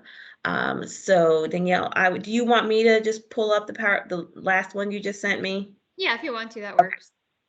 I am opening it right My now. laptop likes to freeze when I try and do PowerPoint. All right, so go to the next slide. So where this all began, for those who are new, is a state meeting, gosh, Diane, I don't know, 2 years ago it feels like now, where the ACS did a review of the Ohio trauma system in 2013. And there was conversations of, how can we as a state look at it, because we had thought about having the ACS come and visit again, but we really didn't work on any of our weaknesses. Some of the weaknesses we really can't control because it's more of a legal stuff that Ohio that we don't have. We aren't able to do that. But some of the things were like low-hanging fruit, as I like to call them, which was kind of looking at, have we looked at the state triage criteria? Does that work? There were a few other odds and ends, but we thought, we haven't looked at the state triage criteria. And that conversation then kind of stemmed over to this NIFTY project. So when we first started talking, there was Dr. Prika, who did an EMS overview looking at over-under triage, but it really wasn't what we were looking for. And then Dr. Harrell at TQIP was a hospital triage over-under using an ISS for an intervention. And the original paper was done by Dr. Rodden Foreman. Next slide. So at the TQIP conference in 2019, I sat in on, I think, one of the research presentations. Didn't even think that this was going to be a great topic to remember, but it was the needs for trauma intervention criteria. It reduces the Krabari trauma over triage rate by Kevin Harrell at the University of Tennessee. So when this came up at the ACS, I was like, oh my gosh, I remember this NIFTY project and it sounds like it would fit really well. So Olivia and I ended up calling University of Tennessee and talking to their trauma program manager and kind of sat down and talked about like what they did and how they move forward. You can go to the next slide. So they used from March 2018 to February 2019, they did the Krabari triage calculation, so pulling Krabari like you normally do for your ACS. And then they looked at the NIFTY tool, which I'll go on to that further. And then they revised their triage rates and it actually looked at their patient outcomes. So we all know ISS really doesn't tell you the whole picture. since you can only, account for, like, if it's a chest, only one area. So the NIFTY criteria kind of adds in another aspect. So you can go on. So the criteria was you had to fit one or more of these. So if you got blood within the first 4 hours of arrival, if you went to the ED to OR within 90 minutes, if you went to the ED to IR, being discharged from the ED to the ICU with a greater of 3 or more length of stay, and death within 48 hours. So that's what we added. That's what was added on to review those patients. You can go to the next slide. So you'll see the NIFTY negative. So those who didn't receive any of those, most of those went home. And then those who were NIFTY positive did go to the ICU or the floor or the morgue. So it does kind of change. And then you'll see the next slide. The average Kribari average was 55%. Well, then when you add in the NIFTY criteria, it dropped it down to 65% for the over triage.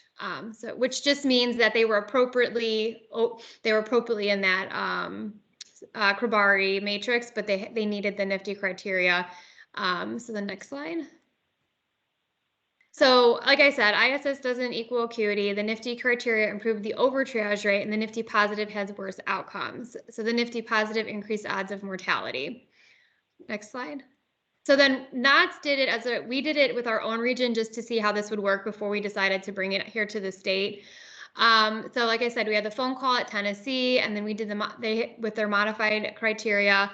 We ran our regional Kribari report for 2018. We took the over/under triage population and looked at the NIFTY criteria to see if they fit, and we compared them to the new rates of the NIFTY. So you can go on to the next slide.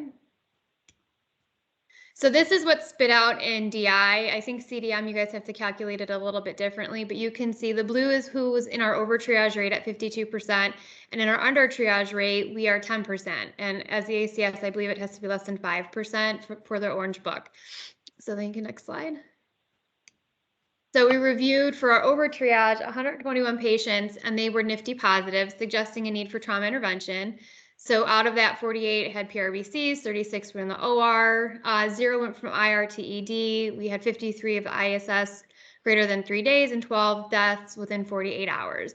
So they can meet more than one criteria. It doesn't have to be just the one.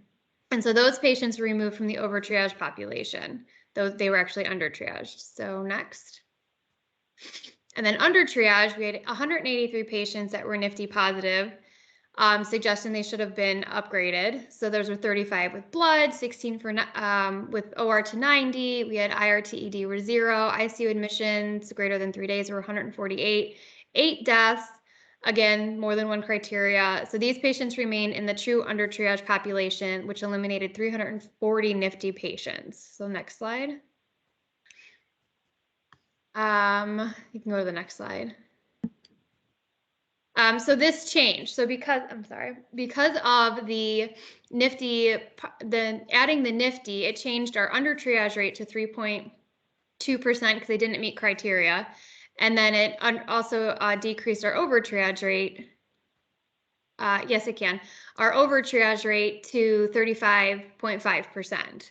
So it swings patients. So say it gets kind of hard because it's easier to do while you're looking at it. But say the patient came in and they were claimed to be over triaged, but then they had blood or they went to the ED to OR, they were appropriately triaged. They really weren't a true over triage. They were appropriately triaged. It's just based on the triage, they got labeled in your over triage. So you can go to the next slide. So from this, we learned the over and triage beyond ISS is much more helpful. You can really get a better picture of what you're seeing for your patients, and then refining the over under triage group, and then you can take a deep dive into these patients. So the next slide. So right now where we're at ORTOX, I know there's kind of 2 parts to this. So right now the project has been developed, the summary has been sent out, it's been sent out to ORTOC and all of the regional representatives, and then that has been then distributed to all the hospital systems. Background information was done, a summary has been sent out, and it's sent to all the hospitals who want to participate. Now, each region then goes back and asks if their hospitals want to participate. Right now, what we're kind of in a holding pattern, which I'll explain in another slide, but we're waiting for IRB approval for those centers who want to participate. There is no PHI that's being transferred over. It's very minimal data fields. I think it's 10. But we do, since it's a bigger study and it's multiple study IRB, some IRBs don't find it to be like Metro, who's going to be the IRB of record, just because that's who our IRB is, finds this to be a non-human research study, so it really doesn't need the full IRB review like normal studies do. So that's kind of where we at in the holding pattern for that. So you can go to the next slide. So the difference between, which I think is where some of the confusion is coming in, is there's the state NIFTY criteria, bigger research project going on, and then the level 3s, Diane and them have adapted a level 3 NIFTY research project of their own. So the state criteria NIFTY project modified that we're using is blood within 4 hours, OR within 90 minutes, IR within 120 minutes, and we're collecting IR based on procedure codes. ICU length of stay greater than 3 hours and death within 48 hours. Now then, when Diane was on the call with us and talking about level 3s, the level 3s don't always have, you don't have the same stuff. So like, you're not always going to have going straight to the IR. So we had to kind of work on ways that you guys could still have some criteria that would make a higher level of care of a patient. So their group decided to keep PRBCs within 4 hours, ED to OR within 90 minutes, transfer to a higher level of care. And that would be for care, not just because the patient wanted to go somewhere else. ED to ICU, and just ED to ICU, and then death within 48 hours. So the state project is going to be, when we decide to collect data, it'll be in Excel format, sent into a red cap where the data will be housed. The level 3 group is working on an Excel, so you can go to the next slide. Hey, Danielle, I think yeah. there's a typo on that last slide. Where did I typo? Because it says ICU length greater than 3 hours. Isn't that supposed to be 3 days? Oh, yeah, 3 days. Thank you. I'll fix that. Yes, just so people aren't confused. Yeah, I'll change that. Thank you. So the level 3 group is they have their own Excel spreadsheet that they're working off of that Olivia put together that kind of help calculates the NIFTY criteria. And they're doing that by hand, just based on volume. Diane, do you have anything to add on that for the group? I think I covered most of it. No, you did a great job explaining it. We are waiting at this moment because there's level 3s and then there's level 3s. So for myself, I've been able to do it concurrently right now and get data, but some of our larger level 3s, this is a daunting task for them, and we are not here to make anybody's life miserable. So we are working on a way to facilitate that for the larger level 3s until we really start digging into data and getting data. Thank you. So that's pretty much it. We're right now, like I said, for the ORTOC group, we're just in a holding pattern right now. Is there questions that I can try and answer?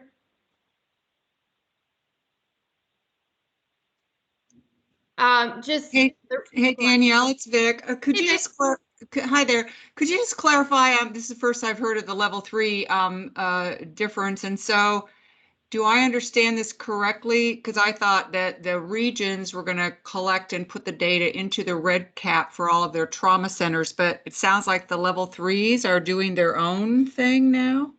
So no, so the state one, it's everybody, level 1s, 2s, and 3s. The level 3s are doing their own offshoot because they don't have the same, like not all of them have IR. Everybody has different standards. Like they do ED to ICU, not length of stay. So their group wanted to kind of do a different offshoot that kind of fit their niche a little bit more than the bigger group.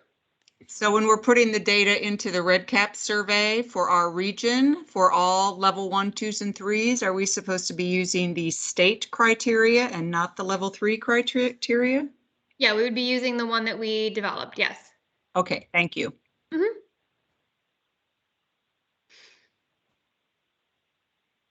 And for those who want to pull this themselves, Olivia has put together a DI step-by-step of how to pull these patients out of your registry. So you can kind of get an easier way of pulling it because the procedure codes take a while to put in together. And then Dina and Joyce did the same thing for the CDM hospitals, a step-by-step instruction of how to make your, how to pull all those patients into one big file format for yourself. If anyone's ever interested in that.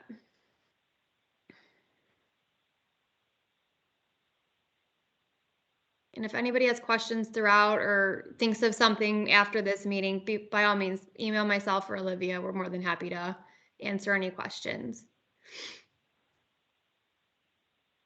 All right. Thank you so much, Danielle. I hope that was helpful for those that had some questions.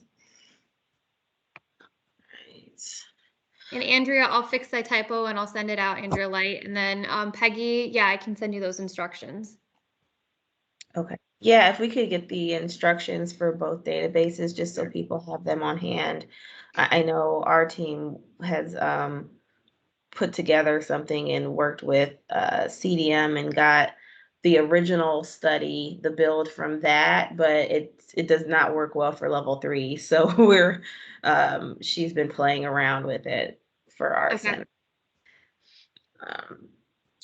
All right, so nominations. I did add a couple little extras on the agenda that I thought I had before I sent it out. But so 2021 nominations. So based on our bylaws change, for our odd numbered years, we are going to be, typically for odd numbered years, it is the president-elect, the member at large, and the treasurer position that we would be nominating and voting on at our December meeting. Since we already did our president-elect vote this year, that's taken off the table.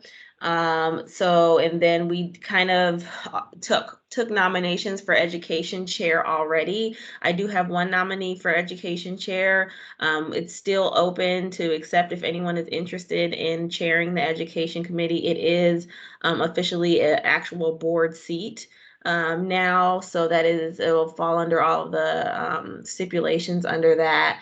But so what is left is the treasurer position, which Kristen has always been gracious enough to man that for quite a long time.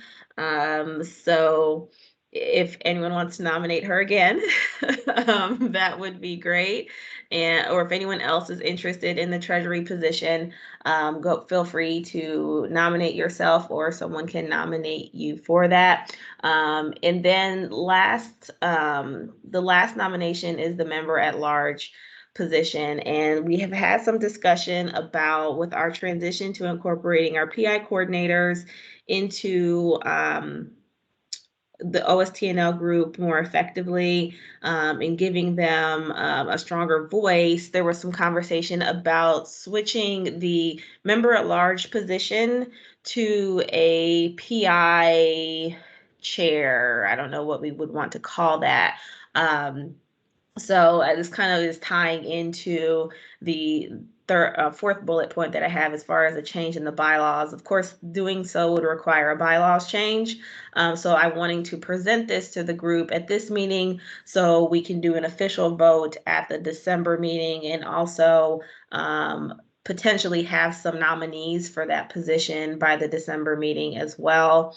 So I do want to open that up to the group as far as, one, if you have nominations for any of those seats, you can put those in the chat or you can email them to me.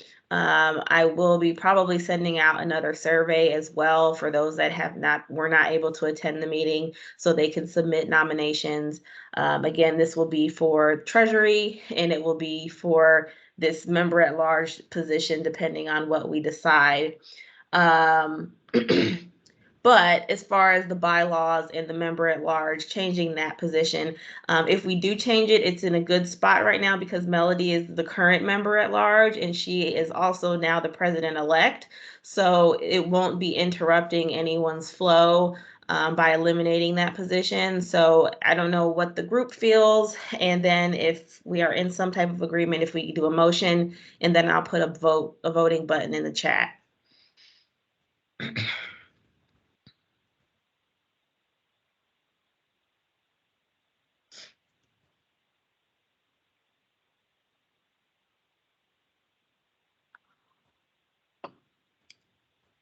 So this is Melody. I would go ahead and I'm searching for words this morning.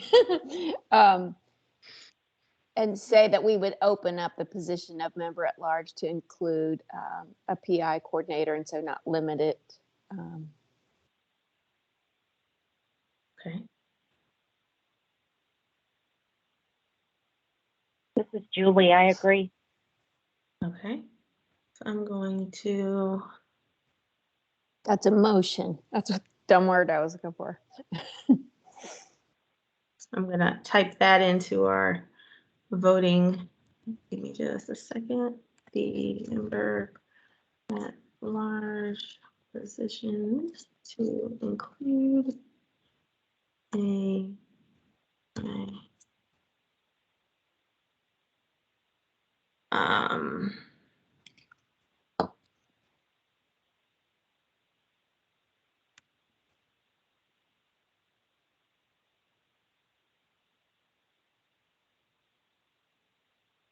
alrighty. So I have a motion to open the member at large position to include a PI coordinator. Do I need to reword that?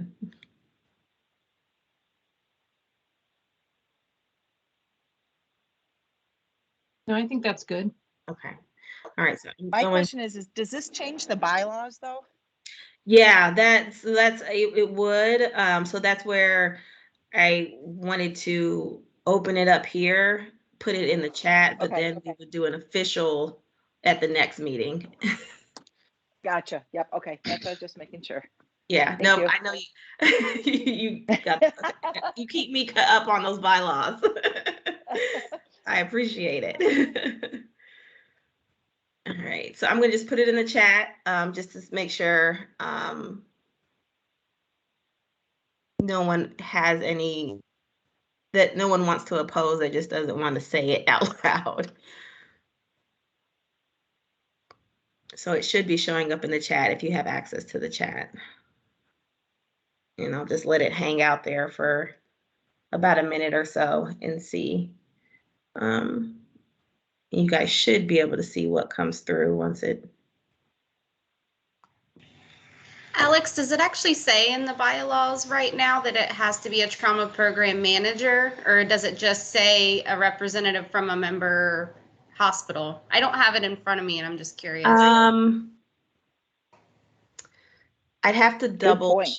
Yeah, I'll have to double check because I don't know. I don't believe we did. So we changed the bylaws earlier this year to include membership, to include PI coordinators. Right.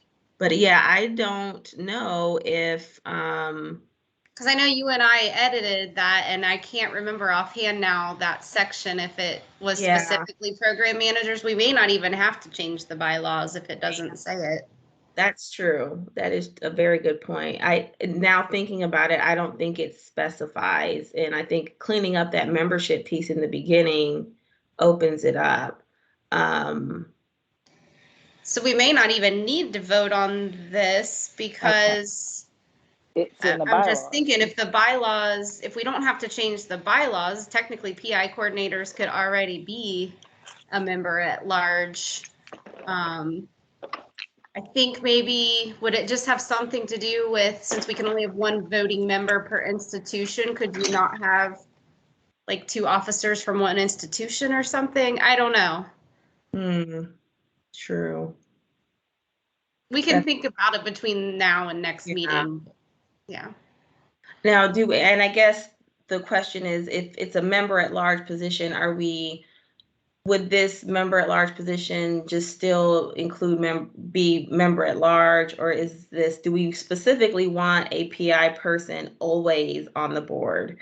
So would this be exclusively a PI coordinator, I guess? Yeah, I think that's a better question. I agree with that. Yeah. And maybe I'll reword my, and if anyone wants to edit the motion, I'll change it if anyone agrees with that. I agree. I think there's value in always having a PI coordinator represented on the board. Absolutely. Mm-hmm. And Alex, you're so savvy with this whole poll thing in the chat. She is. Everybody agree on that? Lord. I tried. I do a lot of YouTubing and figuring stuff You're out. amazing. Okay. You're gonna have to teach me, Alex, because we're going from WebEx to Teams at Mount Carmel, so I'm gonna need you. Oh, okay, yeah, call me. I'll help. Does anyone want to make official motion to add it, just so we can be all on the up and up and make sure everyone's clear? And I'll I make will. the official motion. Okay. So to always have a PI, a specific PI coordinator position for member at large on the board. I will second it, Kristen.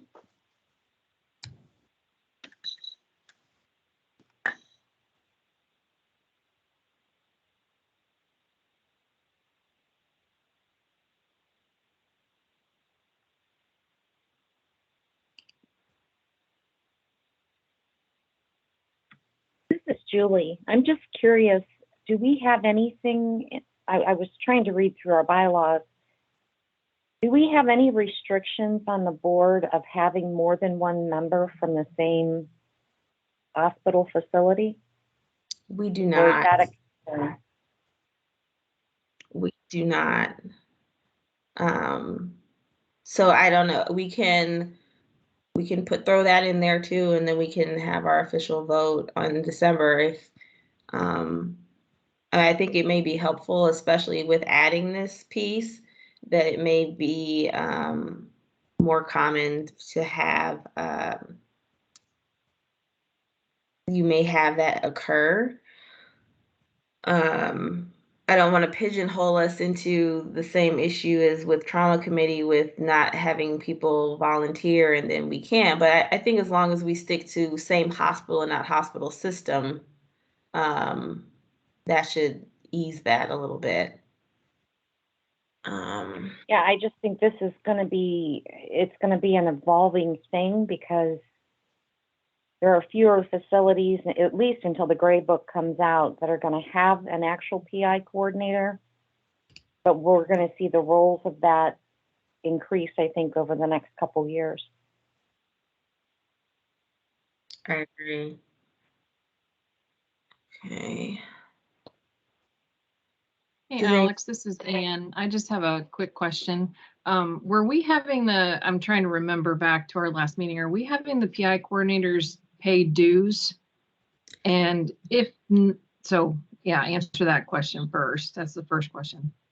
So according to the bylaws, it's per institution. Oh, okay.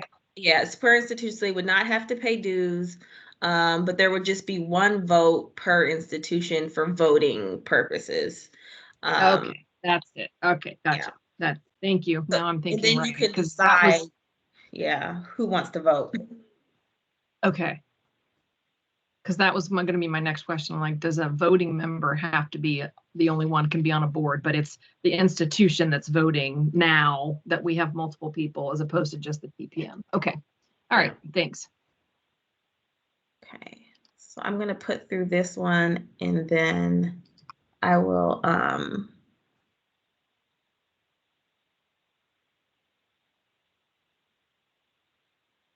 put through one to as far as the having one per center. Are you guys seeing it in the chat as they're coming through? As the Yes. responses are okay. Yes.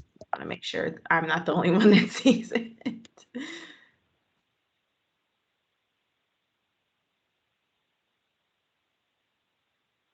Okay. So for the motion for a bylaws change, does anyone have any opposing or devil's advocate conversation towards that? Does anyone have, I can't think of the downsides, but it's just, I'm trying to process through it, of only having one person from each hospital, not necessarily hospital system, but from each hospital sit on the board. You can only have one person from each institution sit on the board. Does anybody foresee any issue with that? I'll put it out still for a vote, but I'm just for conversation purposes.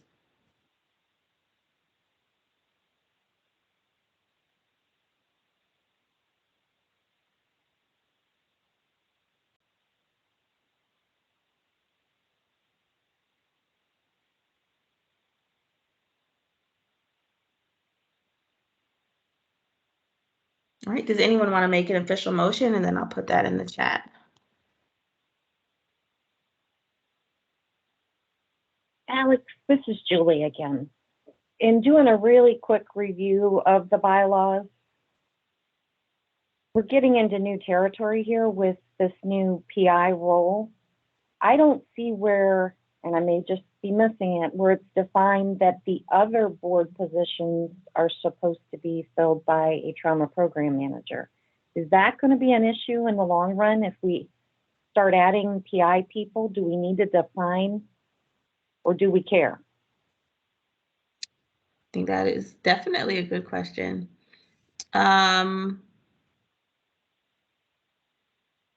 I think, like you if you're said, going it's to new define this territory. particular, if we're going to define the member at large as being a PI person, do we need definition to those other roles, or do we just kick the can down the road and see what happens?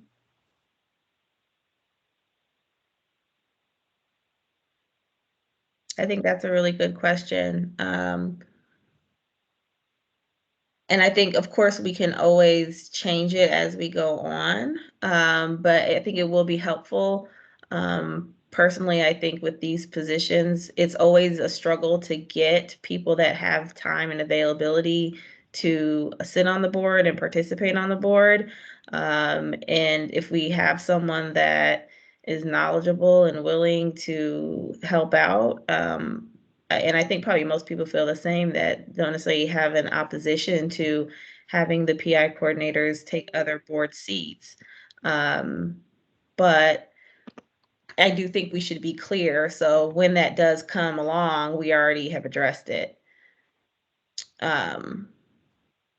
So Alex, I'm just reading what Article 3 about membership says, and it says membership in the corporation shall be limited to registered nurses, RNs who function in an oversight role of a hospital-based trauma program or organized trauma system.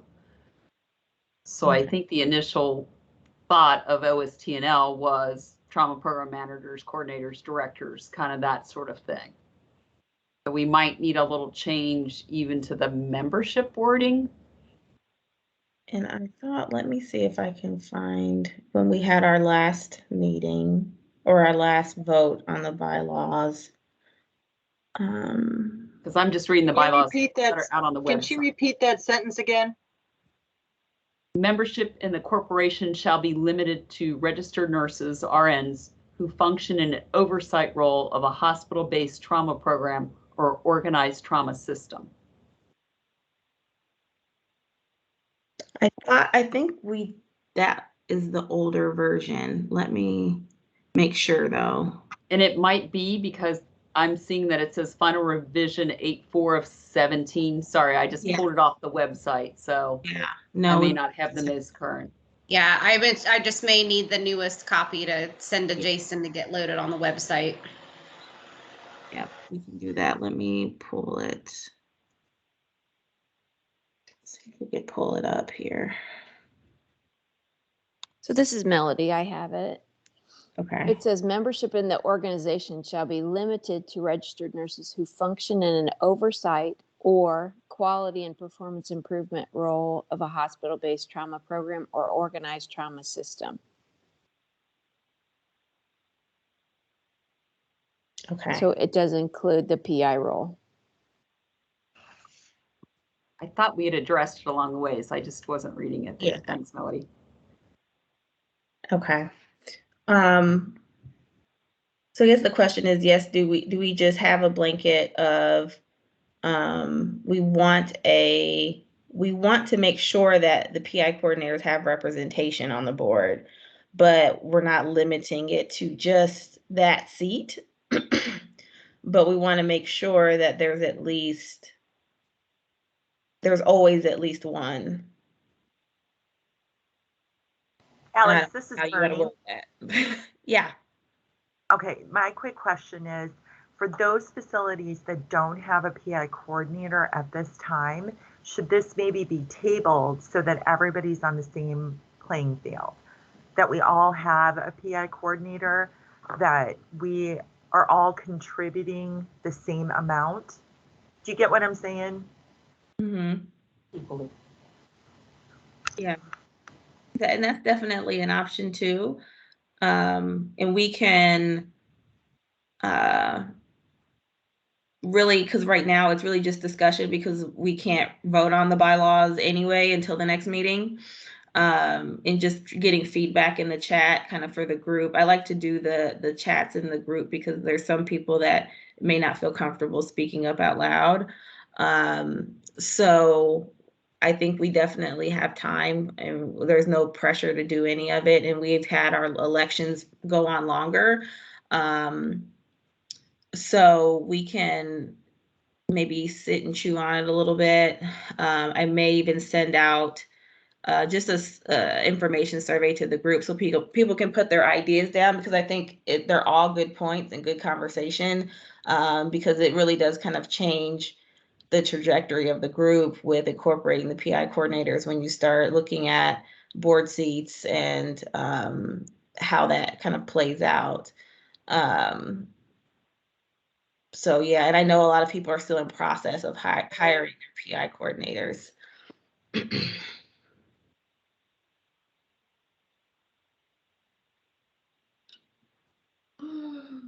So, and now Andrea just put in the chat, she thinks that having a dedicated PI position and also the ability for either TPMs or PI coordinators to fill other seats seems fair. She also agrees with not limiting it to one position per health system, since many systems have multiple trauma centers of varying levels who would add value and perspective to the group. So I think, yeah, there's a bunch of different pieces on here. So what I can do is put together kind of some information gathering for just with a couple of these highlights of these different topics, and have everyone come out and or fill that out, and then we can have more discussion about it at our December meeting, because we definitely have time to play with that. And then if anyone wants to even put nominations in for member at large,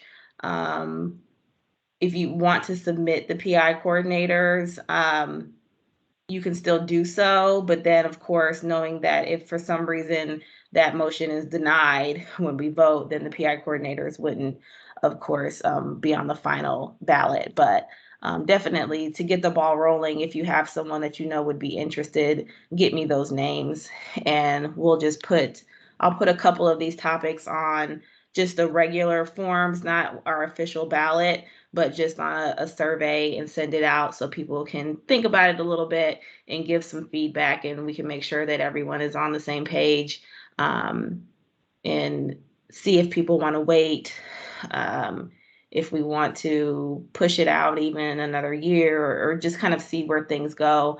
I think we definitely want to start developing a space for the PI coordinators to be able to network and connect for sure. So, does anyone else have anything else on that they want to throw in? Aaron has, is there value in adding a board member position for PI coordinators versus dedicating the member at large position to PI?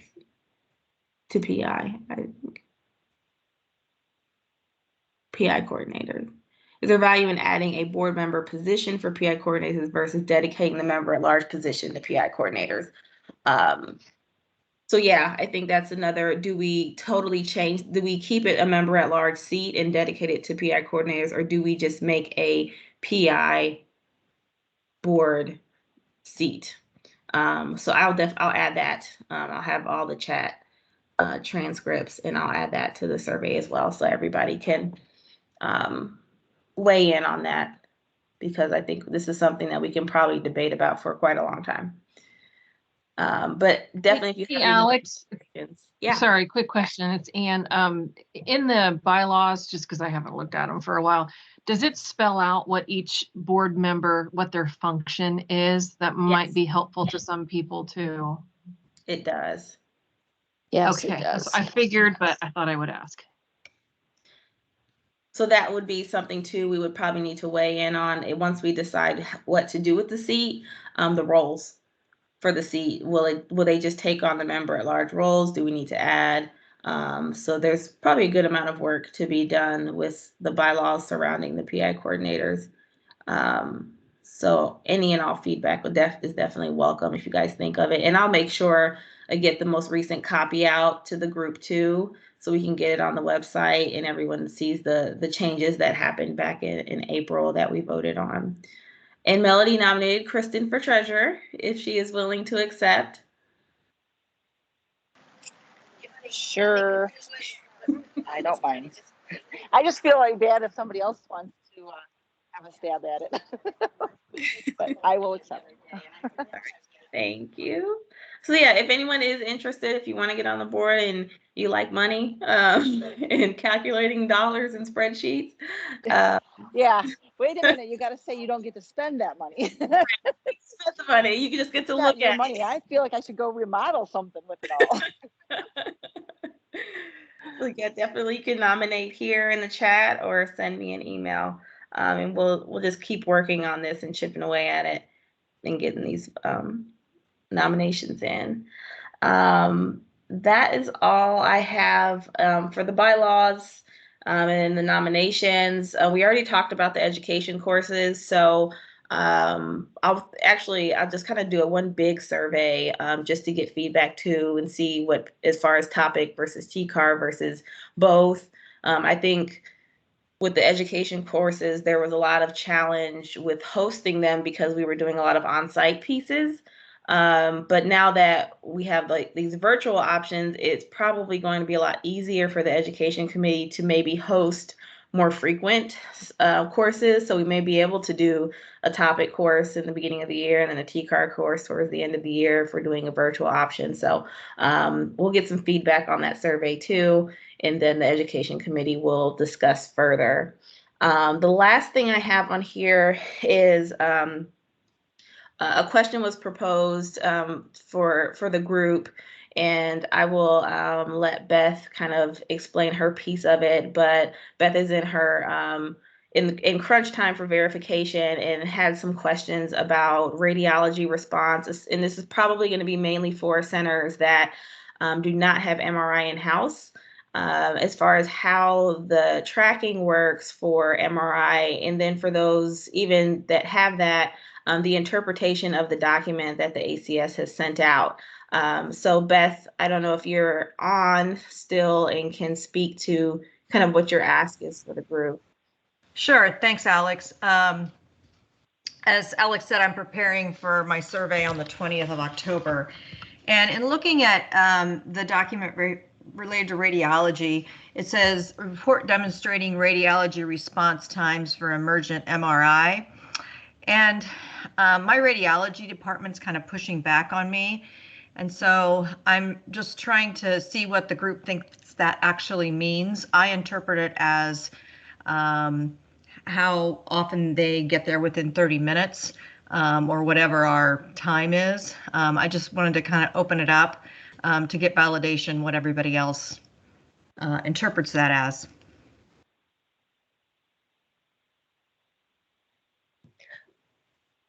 Is this for level 1 or 3 or 2s or 3s? I'm sorry. 3. So when I looked at that in the Orange Book, I don't think we have that requirement. Correct. This is Shannon. I agree. We do Right. not have that requirement. Right. So what I did do though is I have now started that just to have it, because since it's on there, I make them send me the call-in log from every week. I kind of followed my partner Jenny Lemick from the level 1 in case that came up again. But that right now is not a level 3 issue unless I'm misreading it. Thanks, Shannon.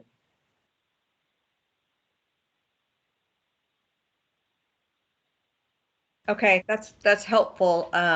It doesn't sound like that as a level 3, I need to worry about that, but they might ask about it, and I'll at least get some things together. They didn't ask me Yeah, at this is mine. Yeah. This is Shannon. They didn't ask at mine either, but we did prepare it just in case. And we did just what you said. We looked at any patients that had an emergent MRI and looked at the arrival time of the staff. And we did kind of put it in the observation of the radiology department to kind of anticipate that maybe coming up in the future for trauma and taking a closer look at it moving forward. But if you aren't doing emergent MRIs that are very time sensitive for a traumatic injury, it's not really going to be something that they're going to look at for you. Okay, I think the document's frustrating because some sections of it say, not appropriate for a level 3, and others do not indicate that. So it's kind of hard to interpret what we need to prepare. Yeah, that goes back to what I was Great. saying, that whole thing doesn't represent level 3s very well.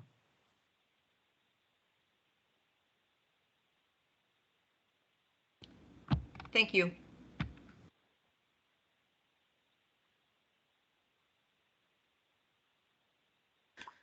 All right. Does anyone else have anything in reference to this or any other quick questions about the radiology piece? Alex, I had a question, and I'm sorry, I keep getting phone calls and pulled away. So I'm sorry if this is off topic, but as far as the verification where she was talking about the radiology, what are some of the questions that the review, anybody that's already had their review, what are they asking? Like when you're going on your virtual tour, what are some of the questions that they're asking staff? So this is Jenny Lemick. We had our level 1 virtual in April. And I was a little frustrated because the tour, basically, we have CT right there in the ED, and it really wasn't listed on the tour that's, where they were going to go. So when we went into the CT scanner, they asked the basic questions about the slices and yada, yada, and, consents or not consents. Nothing really very specific. They actually did not go anyplace else in our radiology department because our main radiology department is in a different place in the hospital. And they really did not have a lot of questions that they asked about that. Okay. We were a little concerned that the IR times, would kind of get really scrutinized, but even for us at a level 1, that's a really challenging kind of number to capture in black and white because right. Sometimes we have a decision to go to IR, but we got to call them in because it's the middle of the night. So instead, they'll just go up to the OR. And then sometimes our IR people get in and then they're kind of waiting on the surgeons. And so it's a hard number to really put in black and white to kind of keep a monitoring on it. Basically, we look at it as, did we have any issues? Did we not have a response if we called IR? And right now, we've never had a response or never had an issue with getting a response from IR. It's just trying to put the actual time frames on it. It's like, when do you start the clock? And it's so fluent on these patients that are so unstable as to whether you're going to wait to go to IR or you're going to go directly up to the OR. So they actually did not really get into that. And the information that we had sent them when we, resent our things this year, they were happy with. So okay, somebody else might have had a different experience though. Thank you. Hi, Jenny. Thanks for sharing that. This is Vic. I might share with all of you as a reviewer, since they've started doing the virtual visits, what I find on the end as a reviewer is mostly the lead reviewer just asks for someone from radiology to be in the emergency department in case they have any questions for radiology, because what we find is when we try to go over to the radiology department, oftentimes the virtual tour is blocked and it doesn't work, with the electronics.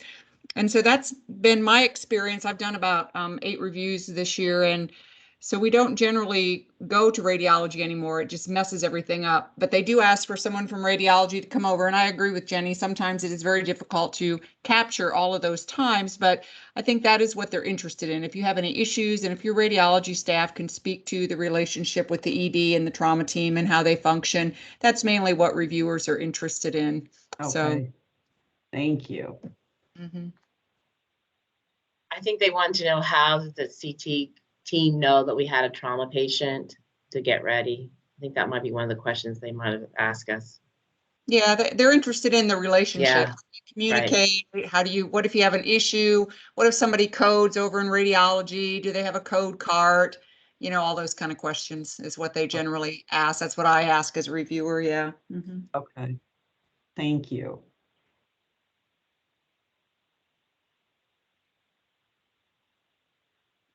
All right. Does anyone else have anything while we're on the topic?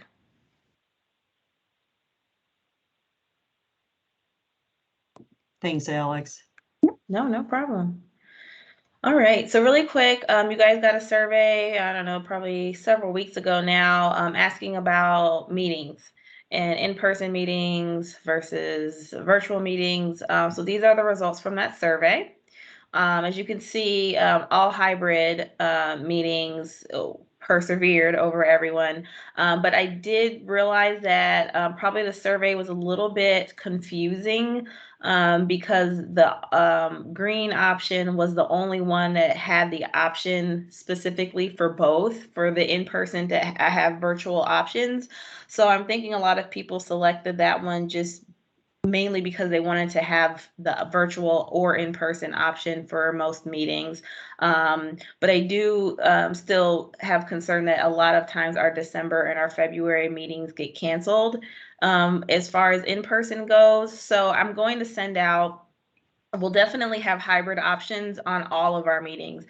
We won't have any meeting that is in person that does not have a virtual option. I think that definitely speaks to what the group wants. They want to have both options regardless of whether we're in person for our meetings. So no only in-person meetings, but I am on that survey that I'm going to send to clarify some of our other things. I will add some clarifiers to the meetings as well on do we want to truly have in-person meetings for all 6 of our meetings, or do we want to just have a select few be in person? Because the concern with that sometimes is as far as the board members, typically the board members would have to come in person. So are the board members going to have to come to all 6 meetings? Are they going to have the option to just do virtual? And for me, my biggest thought would be, do we want to continue to try and have December and February in-person meetings, or do we just kind of scrap those and make those virtual always? And then the remaining 4 have a hybrid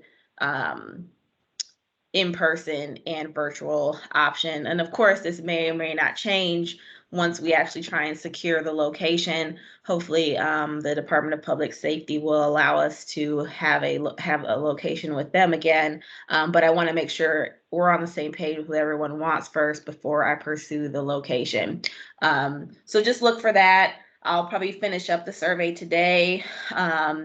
And we'll either send it out this afternoon or send it out Monday, and it'll have kind of all the topics that we discussed, so everyone can kind of think about it for a little bit, weigh in, and add any of their thoughts, and so we can process those over the next couple weeks.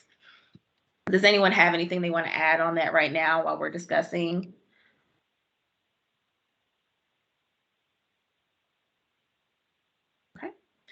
All right, well, that is it as far as new business. Now, roundtable, open discussion. Does anyone have anything that they want to highlight? Any kudos to their teams? Any exciting things that are happening? Any questions that they want to ask the group? Any upcoming events or anything that you would like to share about your program?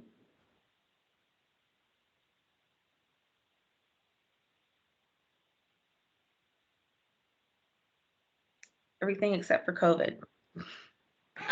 This is Danielle with NATS. I just wanted to let you know our symposium is November 9th. It's free again. Registration's up on the website. that's it. We have that Daniel Sundahl from the TQIP meeting last year. He's going to be on it, so we're super excited about that. That's pretty much all I have up here. Awesome.